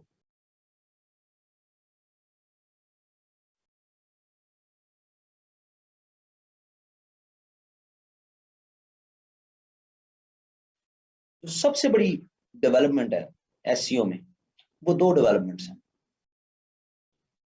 इसके कुछ कंट्रीज आपस में फ्री ट्रेड करते हैं, जिस तरह काजाकिस्तान, किर्गिस्तान, चाइना, पाकिस्तान, इनके दरमियान फ्री ट्रेड एग्रीमेंट है। काजाकिस्तान, किर्गिस्तान, चाइना, पाकिस्तान, इनके दरमियान फ्री ट्रेड एग्रीमेंट है, लेकिन ये फ्री ट्रेड एग्रीमेंट एससीओ के फोरम से नहीं है, ये इन चार कंट्रीज का आपस का, इनका यानी कि एक मल्टीलैटरल जो है वो एग्रीमेंट है, एससीओ के फोरम से नहीं। दो ही बड़ी डेवलपमेंट्स हमें अभी तक पिछले 20 सालों में, 20th ईयर है जी इसका, तो 20 सालों में, इस 20 साल क्योंकि पूरे हो रहे हैं तो इस लिहाज से शायद ये टॉपिक जो है वो इम्पोर्टेंट है कि वो आ सकता है। दो ही डेवलपमेंट्स हैं जिसमें अभी तक हमें इसमें बड़े कैनवस पे काम नजर आते हैं। एक तो है इसका inter bank consortium, inter bank consortium, SCO member countries के बैंक आपस में कोलैबोरेट करते हैं, कोऑपरेट करते हैं, और फिर बैंकिंग सेक्टर के फाइनेंशियल उसकी टर्मिनोलॉजीज, लेकिन हमारे लिए इतना काफी है जी, बैंक्स आपस में सारे अलाइंड हैं, कोऑपरेट करते हैं। और दूसरा है इसका rats, regional anti terrorist terrorism, sorry, regional anti terrorism structure.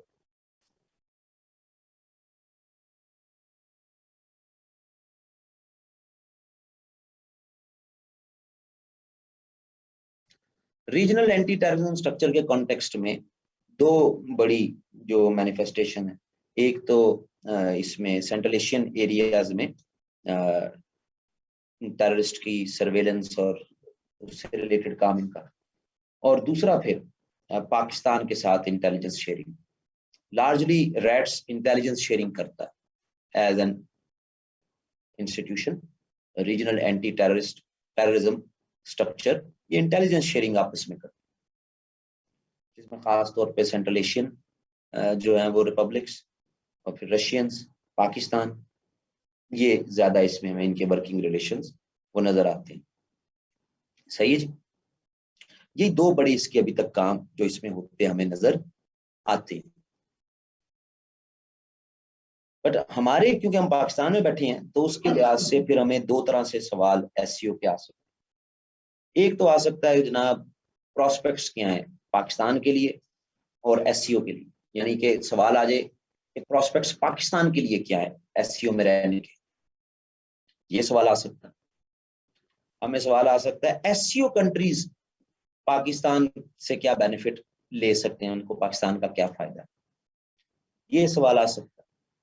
और या तीसरा सवाल आ सकता है जिसके चांसेस ज्यादा है कि जनाब एससीओ क्यों एफिशिएंट और इफेक्टिव नहीं हो पा रही। सही है, ये तीन तरह से इस पे सवाल वो पूछ सकते हैं।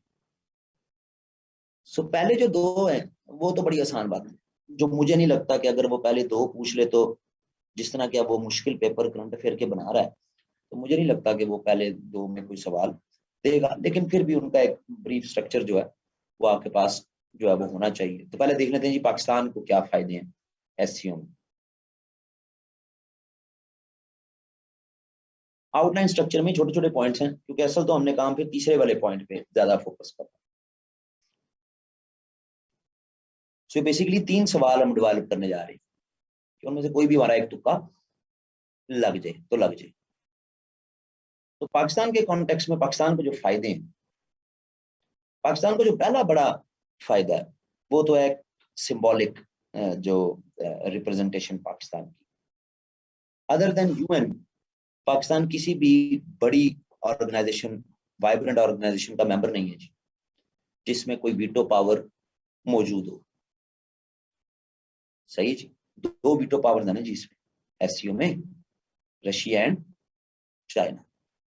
सही, और उसके कॉन्टेक्स्ट में फिर ये पाकिस्तान का जो इमेज, जो एक वॉर ऑन टेरर के कॉन्टेक्स्ट में कि सेफ है मना टेररिज्म के लिए, और एक जो वेस्ट की तरफ से डू मोर का पैसे भी दे रहे हैं, उनके साथ अलाइंड भी रहे, लेकिन साथ साथ एक नेगेटिव पोर्ट्रेयल भी कि एज इफ कि ये सेफ है मना। तो ये जनाब एक बहुत बड़ी सिंबॉलिक जो है वो हमारी विक्ट्री है कि हम एक ऐसी ऑर्गेनाइजेशन में जिसमें दो वीटो पावर्स हैं, जो हमारे रोल को, हमारे सेक्रीफाइस को जो है वो स्केप्टिकल उसकी तरफ नहीं है। तो एक तो हमारी सिंबॉलिक रिप्रेजेंटेशन है, वो एक बहुत बड़ा फायदा पाकिस्तान को। दूसरा बड़ा फायदा पाकिस्तान के कॉन्टेक्स्ट में ये है कि जनाब पाकिस्तान को डिजास्टर मैनेजमेंट के कॉन्टेक्स्ट में, खासतौर पे 21st सेंचुरी के जो हमारे डिजास्टर्स हैं, नेचुरल क्लैमिटीज वगैरह, और अब फिर कोविड के कॉन्टेक्स्ट में भी, तो डिजास्टर मैनेजमेंट के कॉन्टेक्स्ट में on average Pakistan requires 10 billion US dollar investments. 10 Arab dollar तक की हमें अपने यहाँ इन्वेस्टमेंट्स की जरूरत है disaster management and risk assessment के कॉन्टेक्स्ट।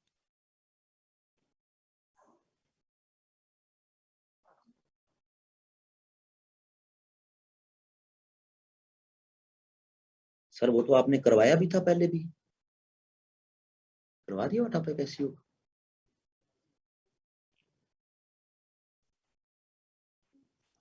तो कह रहा वो आपने करवाया था।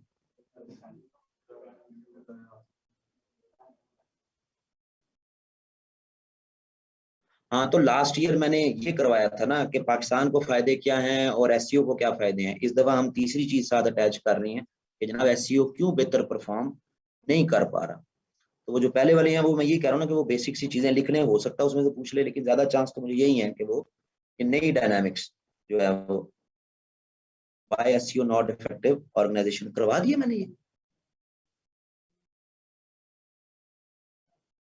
हाँ जी, लास्ट ईयर ये तो ऑर्गेनाइजेशन तो हर साल ही मैं करवाता हूँ ना जी, सार्कल भी हर साल ही करवाया, वो तो मैं करवाता हूँ जब तक पेपर में नहीं आएगा ऑर्गेनाइजेशन का, तो मैं करवाऊंगा। मैं ये पूछ रहा हूँ कि ये तीसरा, अल्लाह जाने, एक तो ये तो यार ये चैट जान लगी ऑफ। हेलो, चैट ऑफ कर दिया मैंने। तो पहला तो जनाब सिंबॉलिक का हो गया, और दूसरा हो गया फिर डिजास्टर मैनेजमेंट में इन्वेस्टमेंट।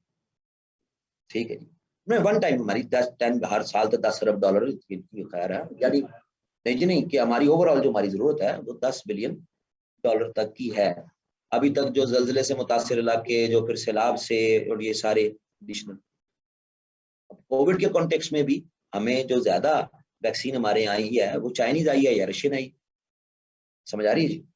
तो असिस्टेंट सपोर्ट तो हमें जो इनिशियल वैक्सीन है आपकी वो तो यार रशियन आई है, जो आपके प्राइवेट जो है वो कॉन्टेक्स्ट में ऑपरेट की है, और जो आपकी गवर्नमेंट कॉन्टेक्स्ट में वो फिर आई, चाइनीज आई, अमेरिकन तो लेट आए, अमेरिकन काफी लेट आए जब उनको जरूरत हुई। तो हमारी तो वैक्सीन डिप्लोमेसी भी ज्यादा एससीओ मेंबर कंट्रीज के साथ ही डेवलप हुई। सो डिजास्टर मैनेजमेंट के कॉन्टेक्स्ट में अगर हम लिस्ट बनाएं दुनिया की बड़े डिजास्टर्स की, तो वो ज्यादा चाइना और रशिया की, एक आधा कोई इटली का वाला आ जाता है, एक आधा जापान का आ जाता है, न्यूक्लियर रिएक्टर जो डिजास्टर हुई थी 2011-12 की, जब जलजले आए थे। तो वो ज्यादा जो है वो जो डिजास्टर्स हैं वो रशिया और चाइना के, एंड देयर कैपेसिटी कि वो उसको फिर टाइमली एड्रेस कर लेते हैं। चाइना में तो एक पूरा सूबा डिस्टर्ब हुआ था 2012 की बात है, 13 की, तो उन्होंने जनाब फौरन सूबा अपना डेवलप कर लिया, बेहतर कर लिया। सो जनाब इन कंट्रीज की तरफ से डिजास्टर मैनेजमेंट में इन्वेस्टमेंट और इनकी टेक्नोलॉजी, उसका हम फायदा पाकिस्तान उठा सकते हैं। तीसरा फायदा फिर जाहिर है, अब तो पिछले साल तक हम ये आर्गुमेंट्स में लेके आते थे, अब जरूरत को नहीं है कि जनाब इन कंट्रीज के साथ इंटेलिजेंस, तो वो तो चैप्टर ही अब एक किस्म का जो अब क्लोज हो गया। बट रीजन में एक नया इमर्जिंग टेररिस्ट थ्रेट डेवलप हो रहा है in the form of IS.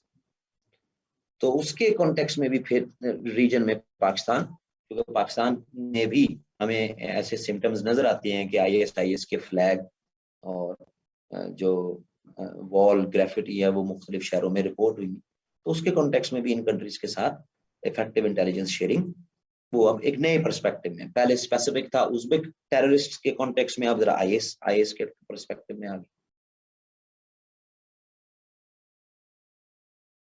फिर तीसरा जो पाकिस्तान को बड़ा फायदा है, ये एससीओ कंट्रीज इन सब को एक्सेस टू साउथ का इशू है, जनूब के समंदर पानी की तरफ। तो सबसे जो चीपेस्ट यानी चीप कॉरिडोर है वो पाकिस्तान, ये तो इनका फायदा है एससीओ कंट्रीज का। लेकिन पाकिस्तान के कॉन्टेक्स्ट में ये है कि एक फुली फंक्शनल अगर कॉरिडोर ऑपरेट करता है सेंट्रल एशिया के साथ, चाइना के साथ, और central Asia connecting with Russia, तो इस कॉरिडोर की कैपेसिटी है 10 बिलियन यूएस डॉलर्स की ट्रेड की मोबिलिटी। सिर्फ 3 से 4 ट्रिलियन तो 10 ट्रिलियन, 3 से 4 ट्रिलियन तो सिर्फ चाइनीज है ना जी। तो बाकी कंट्रीज की भी ट्रेड इस कॉरिडोर के साथ कनेक्ट हो सकती है, कि जिसकी वजह से फिर ये 10 ट्रिलियन यूएस डॉलर का कॉरिडोर, जिसको फिर बिन कासिम, कराची और गवादर फैसिलिटेट करेगी, तो उसके लिहाज से ज़ाहिर डेफिनेटली पाकिस्तान में फिर एम्प्लॉयमेंट की अपॉर्चुनिटीज और as a transit economy Pakistan के बेनिफिट्स हैं इस पूरे के पूरे एससीओ मेंबर कंट्रीज के साथ चलना। फिर यूएन के फोरम पर,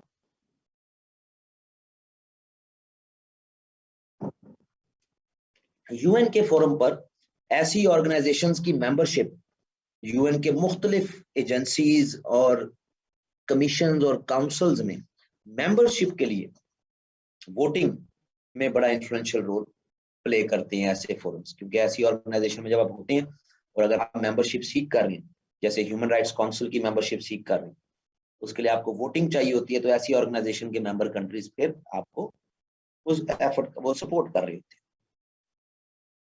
समझ आ रही है जी? फिर 2 वीटो पावर तो है ही है। तो कश्मीर पे जिस तरह हमें इस मोस्ट रिसेंट 2019 के बाद की जो एपिसोड है, इवन चाइनीज ने तो ओपनली डिक्लेयर किया और रशियंस ने अपने कंसर्न्स जो है कम्युनिकेट किए to Indians pertaining to change in जो है वो कॉन्स्टिट्यूशनल जो स्टेटस है ऑफ कश्मीर। तो चाइनीज ने ओपनली एक्सप्रेस किया और रशियंस ने जो है उसको कम्युनिकेट किया अपने कंसर्न्स। तो इन ऐसी ऑर्गेनाइजेशंस का आपको फिर फायदा होता है, उनके मेंबर स्टेट्स की तरफ से आपको सिंबॉलिक जेस्चर्स वो नजर आते हैं, इवन वो डिमॉन्स्ट्रेट हो जाते हैं, ट्रांसेंड हो जाते हैं इनटू प्रैक्टिस। सही है जी?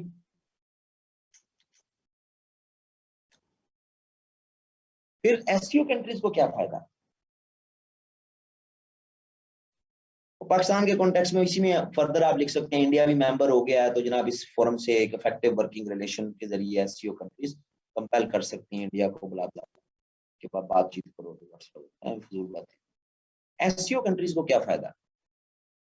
एक तो यही फायदा हो गया ना जी कि समंदर का पानी पाकिस्तान के रास्ते, तो एक चीप कॉरिडोर उनकी ट्रेड के लिए वो इम्पोर्टेंट है। तो एससीओ कंट्रीज को तो एक ये फायदा हो गया। पुरानी बातें जब से ये चल रही हैं बातें, ये तो चल ही रहा है करंट अफेयर, ये वाले आर्गुमेंट्स।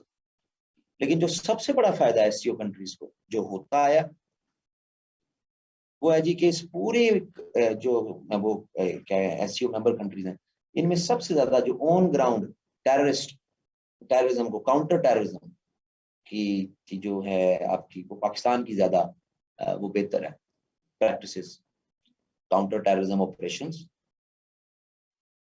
यही वजह है कि हमें 2017 से लेके ऑनवर्ड्स रशियन काउंटर टेररिज्म जो है वो फोर्सेस पाकिस्तान आती हैं और प्रैक्टिसेस करती हैं, ड्रिल करती हैं, एक्सरसाइज करती हैं वो पाकिस्तानी फोर्स जारी। सो पाकिस्तान का काउंटर टेररिज्म जो ऑपरेशन का आप कहने के फंक्शनिंग है वो इन तमाम कंट्रीज से बेहतर है। इत्तेफाक की बात तो नहीं आप कह सकते, लेकिन सिंस 2001 टिल डेट 20 साल हो गए। इन 20 सालों में हमने किसी भी टेररिस्ट अटैक को हॉस्टेज सिचुएशन नहीं बनने दिया। 20 सालों में इवन एपीएस का भी अटैक हुआ तो वो हमने चंद घंटों में क्लियर कर लिया। नो डाउट हलाकतें हुई या जो भी इशू हुआ, लेकिन हमारी हिस्ट्री में ऐसा कोई भी, यानी एपीएस सबसे वर्स्ट सिनेरियो कि जिसमें ज्यादा जो है वो कैजुअलिटीज हो गई, लेकिन जीएचक्यू पे भी हमला हुआ हमने एक दिन में क्लियर कर लिया, कराची बेस पे हुआ हमने एक दिन में क्लियर कर लिया। यानी हमने कहीं पर भी उसको होस्टेज सिचुएशन, वो तो रशियंस भी नहीं कंट्रोल कर पाए। रशियंस भी 4-4 5-5 दिन होस्टेज सिचुएशन में इंगेज हो गए विद टेररिस्ट, बाद में ऑपरेशन करने पड़े व्हाट्सएवर। लेकिन हमारा जो फिर काउंटर टेररिज्म नैरेटिव है वो इस रीजन में तमाम बाकियों से वो बेहतर, तो वो उससे फिर वो फायदा भी उठा रहे हैं, सेंट्रल एशियंस भी उठा रहे हैं और रशियंस भी उठा रहे हैं। सही है जी। सो ये एससीओ के कंटेक्स्ट में इनको ज्यादा जो है वो फायदा। ये मिला के सवाल आ सकता है कि जनाब क्या फायदे हैं एससीओ के पाकिस्तान को, ज्यादा यही कि पाकिस्तान को क्या फायदे एससीओ के, लेकिन हो सकता है मिला के पूछ ले कि एससीओ को क्या फायदे पाकिस्तान, एससीओ कंट्रीज को क्या फायदे Pakistan. Overall SCO as an organisation उसको भी पाकिस्तान से बहुत फायदा है। एससीओ एज एन ऑर्गेनाइजेशन में लार्जली वो कंट्रीज हैं जो कि ईसीओ के मेंबर हैं, जो पहले आरसीडी थी, आरसीडी से फिर हो गई ईसीओ। ईसीओ का वैसे तो हेडक्वार्टर तेहरान में है, लेकिन ईसीओ की ब्यूरोक्रेसी, इंटरनल मैकेनिज्म, इसमें सबसे ज्यादा जो वर्किंग एक्सपर्टीज हैं वो पाकिस्तान में। सो पाकिस्तान ईसीओ ईरान मेंबरशिप, यानी आपके पेपर तक अगर सिग्नेटरी हो गया, यानी कि किसी डॉक्यूमेंटेड जो एक सिग्नेटरी हो गया तो ठीक। टर्की डायलॉग पार्टनर है, सेंट्रल एशिया की बाकी 2 रिपब्लिक्स डायलॉग पार्टनर है, अफगानिस्तान भी इसमें ऑब्जर्वर स्टेटस में, मंगोलिया ऑब्जर्वर, ये जो नीचे वाले ईसीओ जितने भी कंट्री हैं, ईरान, टर्की, अफगानिस्तान, 6 की 6 सेंट्रल एशियन रिपब्लिक्स, ये सब ईसीओ के मेंबर हैं।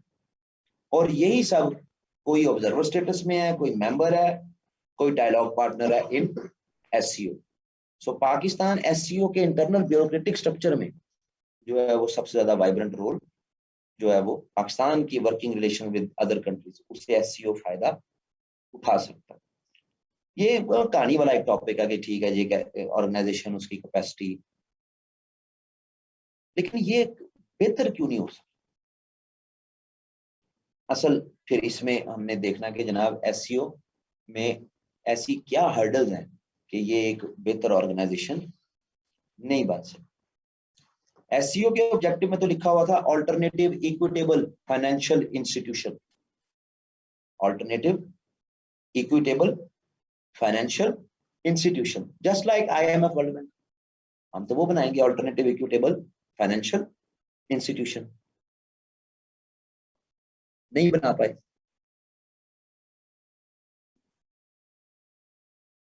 एससीओ के तो ऑब्जेक्टिव में लिखा हुआ था कि जनाब एनर्जी कॉर्पोरेशन पूरे रीजन की एनर्जी कॉर्पोरेशन जनाब होगी।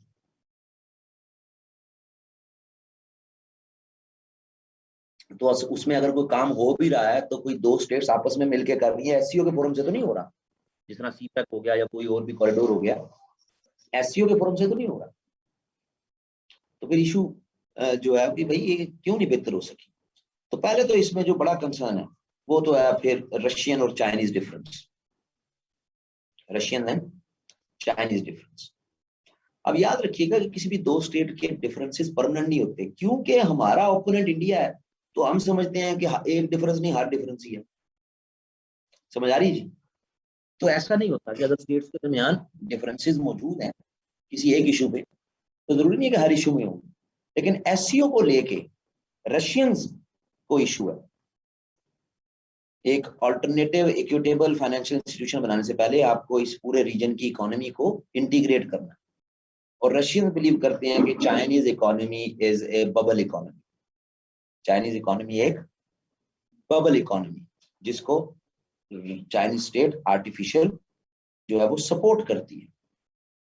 सो वो एक ओपन मार्केट नहीं है चाइना। सो चाइनीज मार्केट के साथ इंटीग्रेट कर, ग्रैंड इंटीग्रेशन हो जाएगी ना, तो crisis in one market will ultimately effect all markets. समझ आ रही है? जिस तरह यूरोजोन डेट क्राइसिस पूरे यूरोप में तो नहीं आया था, इटली में आया, स्पेन में आया, ग्रीस में आया और उसमें स्कॉटलैंड के कुछ एरियाज में जहां इसका ज्यादा दबाव फील किया गया। लेकिन आप कहते यही है यूरोजोन डेट क्राइसिस कि पूरी यूरोपियन यूनियन और खास तौर पे वो जो 19 मुल्क जहां पर यूरो चल रहा था वो ज्यादा इफेक्ट हुआ। हालांकि स्कॉटलैंड में नहीं चल रहा था लेकिन वो भी इफेक्ट। तो फिर इम्पैक्ट तो पूरी ऑर्गेनाइजेशन में आता है ना जी। यूरोजोन कंट्रीज में तो नहीं आया, सिर्फ स्कॉटलैंड यूरोजोन कंट्री तो नहीं था, यूरोपियन यूनियन में था ना जी। उन 19 कंट्रीज में तो नहीं था जिनमें यूरो चलता हो, लेकिन इम्पैक्ट स्कॉटलैंड में भी आ गया। तो ऑर्गेनाइजेशन के अंदर तो फिर जो इंटीग्रेटेड होती है उसका फिर एक जगह पर आने वाला फाइनेंशियल या इकोनॉमिक कोलैप्स वो सब जगह पे आता है। तो रशियंस को ये बहुत फेयर है, जिसकी वजह से कोई इफेक्टिव बड़ी हमें इकोनॉमिक इंटीग्रेशन का मॉडल एससीओ में नजर नहीं आता। सही जी? अब इसका ये मतलब नहीं है कि रशियंस चाइना के खिलाफ हैं, वो चाइना के साथ कोऑपरेट नहीं करना चाहते। समझ आ रही? लेकिन एक कंसर्न है रशियंस का, जो एक बड़ा कंसर्न है रशियंस की तरफ से, कि चाइनीज मार्केट एक ओपन मार्केट नहीं है। सही। दूसरा जो बड़ा कंसर्न है एससीओ की उसमें ना आने का, लाइमलाइट में ना आने का, एससीओ मेंबर कंट्रीज 2001 में ये डेवलप हो रही, यही कंट्रीज हैं रशिया एंड चाइना, दो बड़ी कंट्रीज। ज्यादा इंडिया पाकिस्तान तो उस वक्त मेंबर नहीं था, ये तो 15 में आगे मेंबर बने और 15 में मेंबर और 17 में सिग्नेटरी अथॉरिटी बने, दो बड़ी कंट्रीज थी। और 2005 में यही दो बड़ी कंट्रीज, इनकी अटेंशन एससीओ से ज्यादा ब्रिक्स की तरफ कन्वर्ट होगी 2005 में, जिसमें India, Brazil and south Africa. तो जो मॉडल ये एससीओ में चलाना चाहते थे दोनों कंट्रीज, वो एक बड़ा ग्रैंड मॉडल ब्रिक्स के फॉर्म में 2014 में ब्रिक्स के फोरम से भी एक न्यू डेवलपमेंट बैंक बनाने की कोशिश। ठीक है जी। 10 नहीं, वो था 100 billion US dollar new development bank. सही है जी। ये ऐसी चीज ही एससीओ में बनाना चाहते थे, लेकिन उससे एक बड़े वो जो है फोरम पर वो हो गए, चले गए। तो ज्यादा कंसंट्रेशन फिर चली गई ऑन इन दो बड़ी कंट्रीज की टुवर्ड्स ब्रिक्स, बजाय कि एससीओ में जो है वो करती, यानी कि वेरिएबल इंटरेस्ट, इसको इंटरनेशनल रिलेशन में कहते हैं कि ना कंट्रीज का ये वेरिएबल इंटरेस्ट भी होते हैं। सही।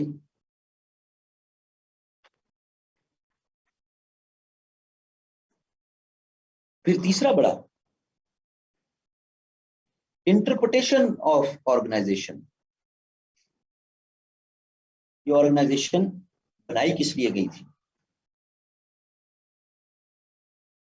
इस ऑर्गेनाइजेशन के ऑब्जेक्टिव में no doubt regional security, global security, सही है, सिक्योरिटी कोऑपरेशन रीजनल और ग्लोबल कॉन्टेक्स्ट में वो इसके ऑब्जेक्टिव्स में पॉइंट्स मौजूद हैं। बट चाइनीज स्केप्टिकल हैं कि एससीओ को as a defence treaty organisation, as a defence treaty organisation, इसका इसमें ही है ना जी, जो इसको आप कहते हैं कलेक्टिव डिफेंस ट्रीटी ऑर्गेनाइजेशन, जिसके जरिए ये सब मिलिट्री एक्सरसाइजेज वगैरह होती है। तो यहाँ चाइनीज स्केप्टिक है कि रशियंस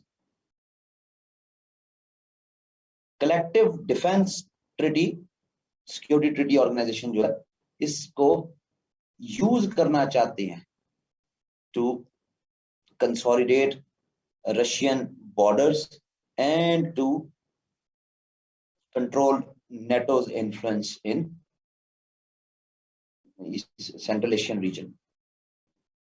कि बेसिकली रशियंस जो है वो इसको यूज करना चाहते हैं। यही वजह है कि चाइनीज फिर किसी भी तरह की सिक्योरिटी मैकेनिज्म में वो कोऑपरेट नहीं करते ओवर द इंटरप्रिटेशन ऑफ कि जनाब रीजनल और ग्लोबल सिक्योरिटी की प्रोविजंस ये नहीं है कि हम आपस में डिफेंस मिलिट्री एक्सरसाइज करते फिरें। ये इश्यूज से रिलेटेड है, रीजन के इश्यूज क्या, एनर्जी का इशू है, वाटर का इशू है, ग्लोब के क्लाइमेट का इशू है, उसका इम्पैक्ट जो है वो रीजन में। सो हम रशियंस की इस इंटरप्रिटेशन से सहमत नहीं है कि जनाब एक ट्रीटी ऑर्गेनाइजेशन का मकसद ये उसी लाइन पे था जिस लाइन पर NATO as a treaty organisation.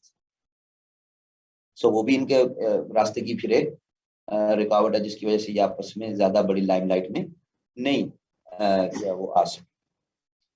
Then इसके बाद आगे जो इसके डेवलपमेंट्स हैं वो फिर हैं 2014 से, 2014 से 2014 में चाइना, पाकिस्तान और इंडिया ऑलरेडी यानी कि तकरीबन मेंबरशिप के लिए तैयार था, सेट था स्टेज, लेकिन इनके दरमियान बॉर्डर स्क्रम्सेस हो गई, काफी ड्यूरेशन हुई, जिसकी वजह से एससीओ ने इनको जरा 1 साल डिले किया और फिर 2015 में इनको अलाउ कर।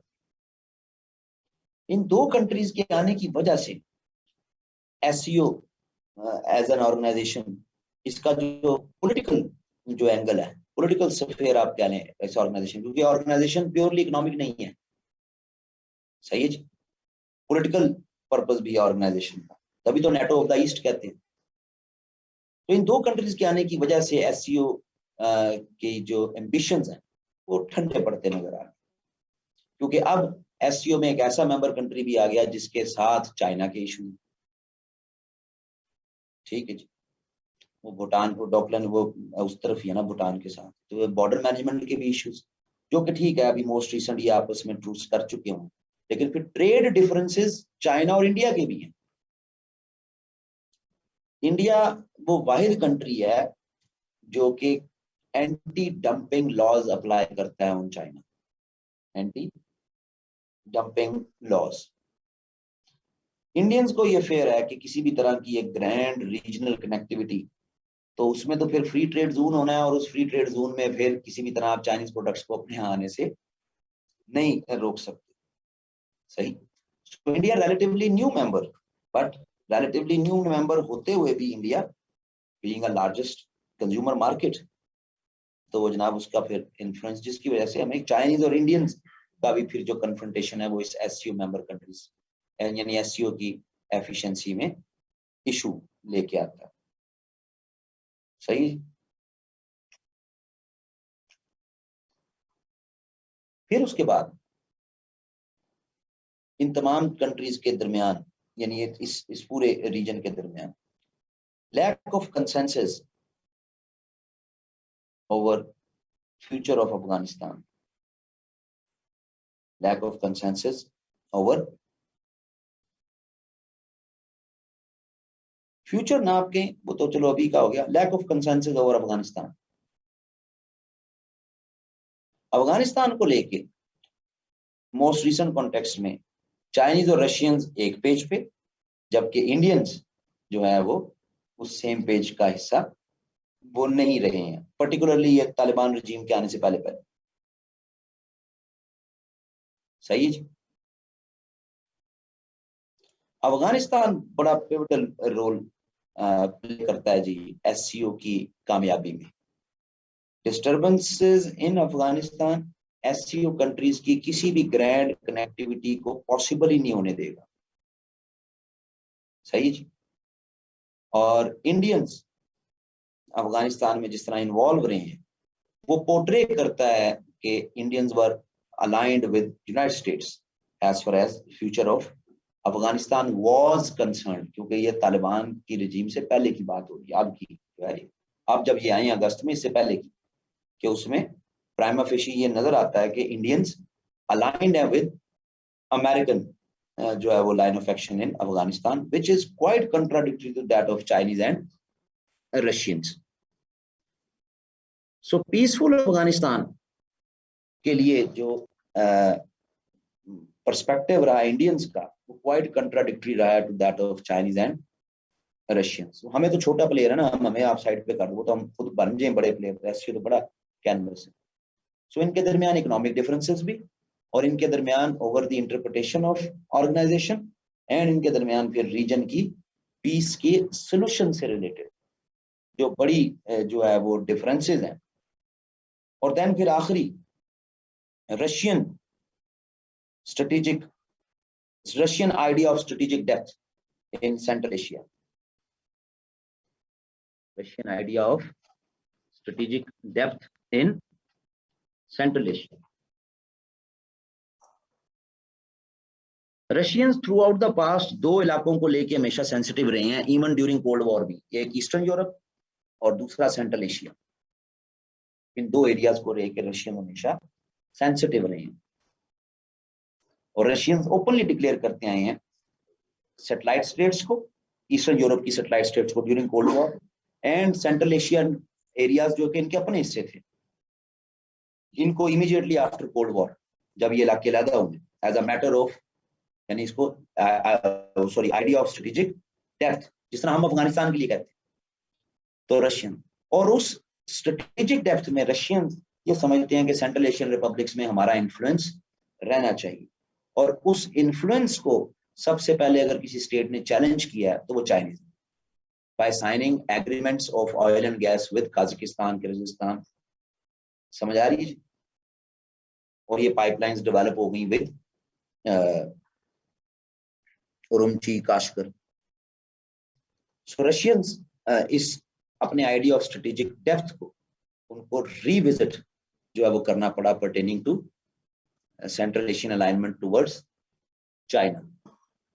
सो ये ऑर्गेनाइजेशन तो बहुत बड़ी है, हमारा और इंडिया और हमारे मसाइल की वजह से एससीओ की सेहत पे फर्क नहीं पड़ता, ये ध्यान में रखिए। तो बड़े कैनवस की ऑर्गेनाइजेशन है, वो हमारे दरमियान अगर कोई जंग हो जाती है तो उसमें अब इन्होंने क्या रोल प्ले करना है, तो वो रोल जो है वो चाइनीज और रशियंस का वो अलाइंड ही आना है, एक ही तरफ आना है, वो या आपकी तरफ या इंडियंस की तरफ, वो न्यूट्रल भी नहीं रहेंगे और वो ऐसा भी नहीं है कि डिवाइड हो जाएंगे, तो वो एक ही तरफ से वो आ रही होगी। तो हम काफी छोटे प्लेयर हैं इस पूरी ग्रैंड एससीओ गेम में, अदर देन ये कि हम एक ट्रांजिट ट्रेड और इनको बेनिफिट प्रोवाइड कर सकते हैं। लेकिन एससीओ बड़ा फोरम क्यों नहीं बना है, उसमें लार्जली इश्यूज चाइनीज और रशियंस के, और फिर जब इंडियंस आ गए तो फिर इंडिया और चाइना के, बड़ी मार्केट्स हैं। तो इसी वजह से ये एक बड़ी इकोनॉमिक इंटीग्रेशन भी नहीं बना सके, एक बड़ी पॉलिटिकल यूनियन में भी ट्रांसेंड या डेवलप लाइक यूरोपियन यूनियन वो नहीं हो सके, एंड फ्यूचर भी बहुत अनलाइकली है। द ओनली जो आप कह लो कि इनको इनको एक बाइंडिंग फोर्स है इनके दरमियान, वन कैन से कि वो BRI प्रोजेक्ट्स ही, क्योंकि ईरान के साथ भी $300 अरब के एग्रीमेंट्स हुए, रशिया आर्म्स एग्रीमेंट्स, और चाइनीज जो है वो ये BRI के agreements, but it's too early to say. तो बादी नजर में एससीओ कोई बड़ी ऑर्गेनाइजेशन बनती नजर नहीं आती, क्योंकि ऑर्गेनाइजेशन बड़ी बनने के लिए जरूरी है कि उसकी इकोनॉमिक इंटीग्रेशन हो, जिस तरह आसियान की है, जिस तरह यूरोपियन यूनियन की है, जिस तरह जो है वो नेफ्टा की रही पास्ट में। तो वो हाईली अनलाइकली है, क्योंकि इन तमाम स्टेट्स की जो इकोनॉमिक इंटरप्रिटेशंस हैं वो एक दूसरे से टोटली डिफरेंट है। तो इसकी कोई ज्यादा जो है वो प्रोस्पेक्ट्स नहीं है। इसका सेम फेट ही रहना जो ब्रिक्स का रहा है, कि ब्रिक्स भी एक ओवररेटेड और हाइप बनी, और उसके बाद फिर ग्रेजुअली ब्रिक्स जो है वो एक सिंबॉलिक स्ट्रक्चर के तौर पे रहे। ये थे जी आज के। भाई टेंशन ना लें, जिन स्टूडेंट्स के जो टॉपिक्स नहीं हुए, जिन्होंने बीच में ज्वाइन किया, टॉपिक सबके हो जाएंगे। कल एक तो हम करेंगे इंडिया और उसका चाइना का, क्योंकि ये भी रीजन का इशू है। उसके बाद कोई एक आधा और देखूंगा। नेक्स्ट वीक से हम शुरू हो जाएंगे हमारे टॉपिक जी इसके ग्लोबल की। थोड़े टॉपिक्स हैं, वो ज्यादा नहीं, और यहाँ जो बैठे हुए हैं, दोबारा रिपीट कर दूं जी कि ये जो आपका आखिरी क्लास जो इतवार वो बनेगी कोई 28 या 27 नवंबर की, जो रेगुलर क्लास वाले। उसके बाद जो क्लास होगी वो सबकी ऑनलाइन ही होगी, क्योंकि मैं जो है ना वो घर पे बैठूंगा। जिसको बहुत जोर की सीएसएस आया कि नहीं उसने मेरा चेहरा देख के करना है, ठीक है, तो घर आ जी। हाँ, तो मैं यही कह सकता हूँ ना, मैं और क्या कह सकता हूँ। लेकिन वो मैंने जो है वो नहीं अब रेगुलर पढ़ाना। आज भी वो घर ही जाना पड़ेगा, यहाँ रुक के ही ना अब काम नहीं बनता सही। Okay, bye bye.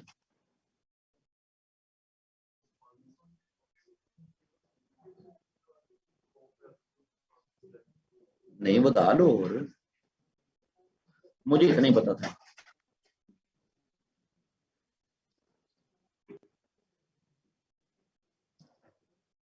और टॉपिक्स की टेंशन ना लें जिन्होंने बीच में ज्वाइन किया है या जो भी। यार ये ना इसके करंट अफेयर के भी ना, बल्कि कल जरा थोड़ा जा टाइमो टाइम आ जाओ, लिस्ट बना के ले आओ एक के मैंने किस ऑर्डर में कराए हैं, जो डोमेस्टिक के और रीजनल के टॉपिक्स हैं वो किस ऑर्डर में मैंने करवाए हैं और कितने को हो गए हैं ना। ठीक है, तो वो एक, क्योंकि जब वो सामने ले आओगे तो मैं देख लूंगा ना, लेकिन वो हो कि भाई क्लास मिस तो नहीं ना हुई हुई कोई। तो एक वो लिस्ट कल बना लेंगे, हमें पता लग जाएगा पहले मैंने कौन सा, क्योंकि जब ये ये है तो आखिरी सेशन नवंबर वाला, लेकिन इसमें जो ग्लोबल पहले पढ़ेंगे इन्होंने फिर डोमेस्टिक और रीजनल भी पढ़ने हैं ना। ये आखिरी सेशन होना है, अनाउंस होना है जो मेरा, तो उसके बाद तो मैंने नहीं अनाउंस करना, रेस्ट करेंगे यार।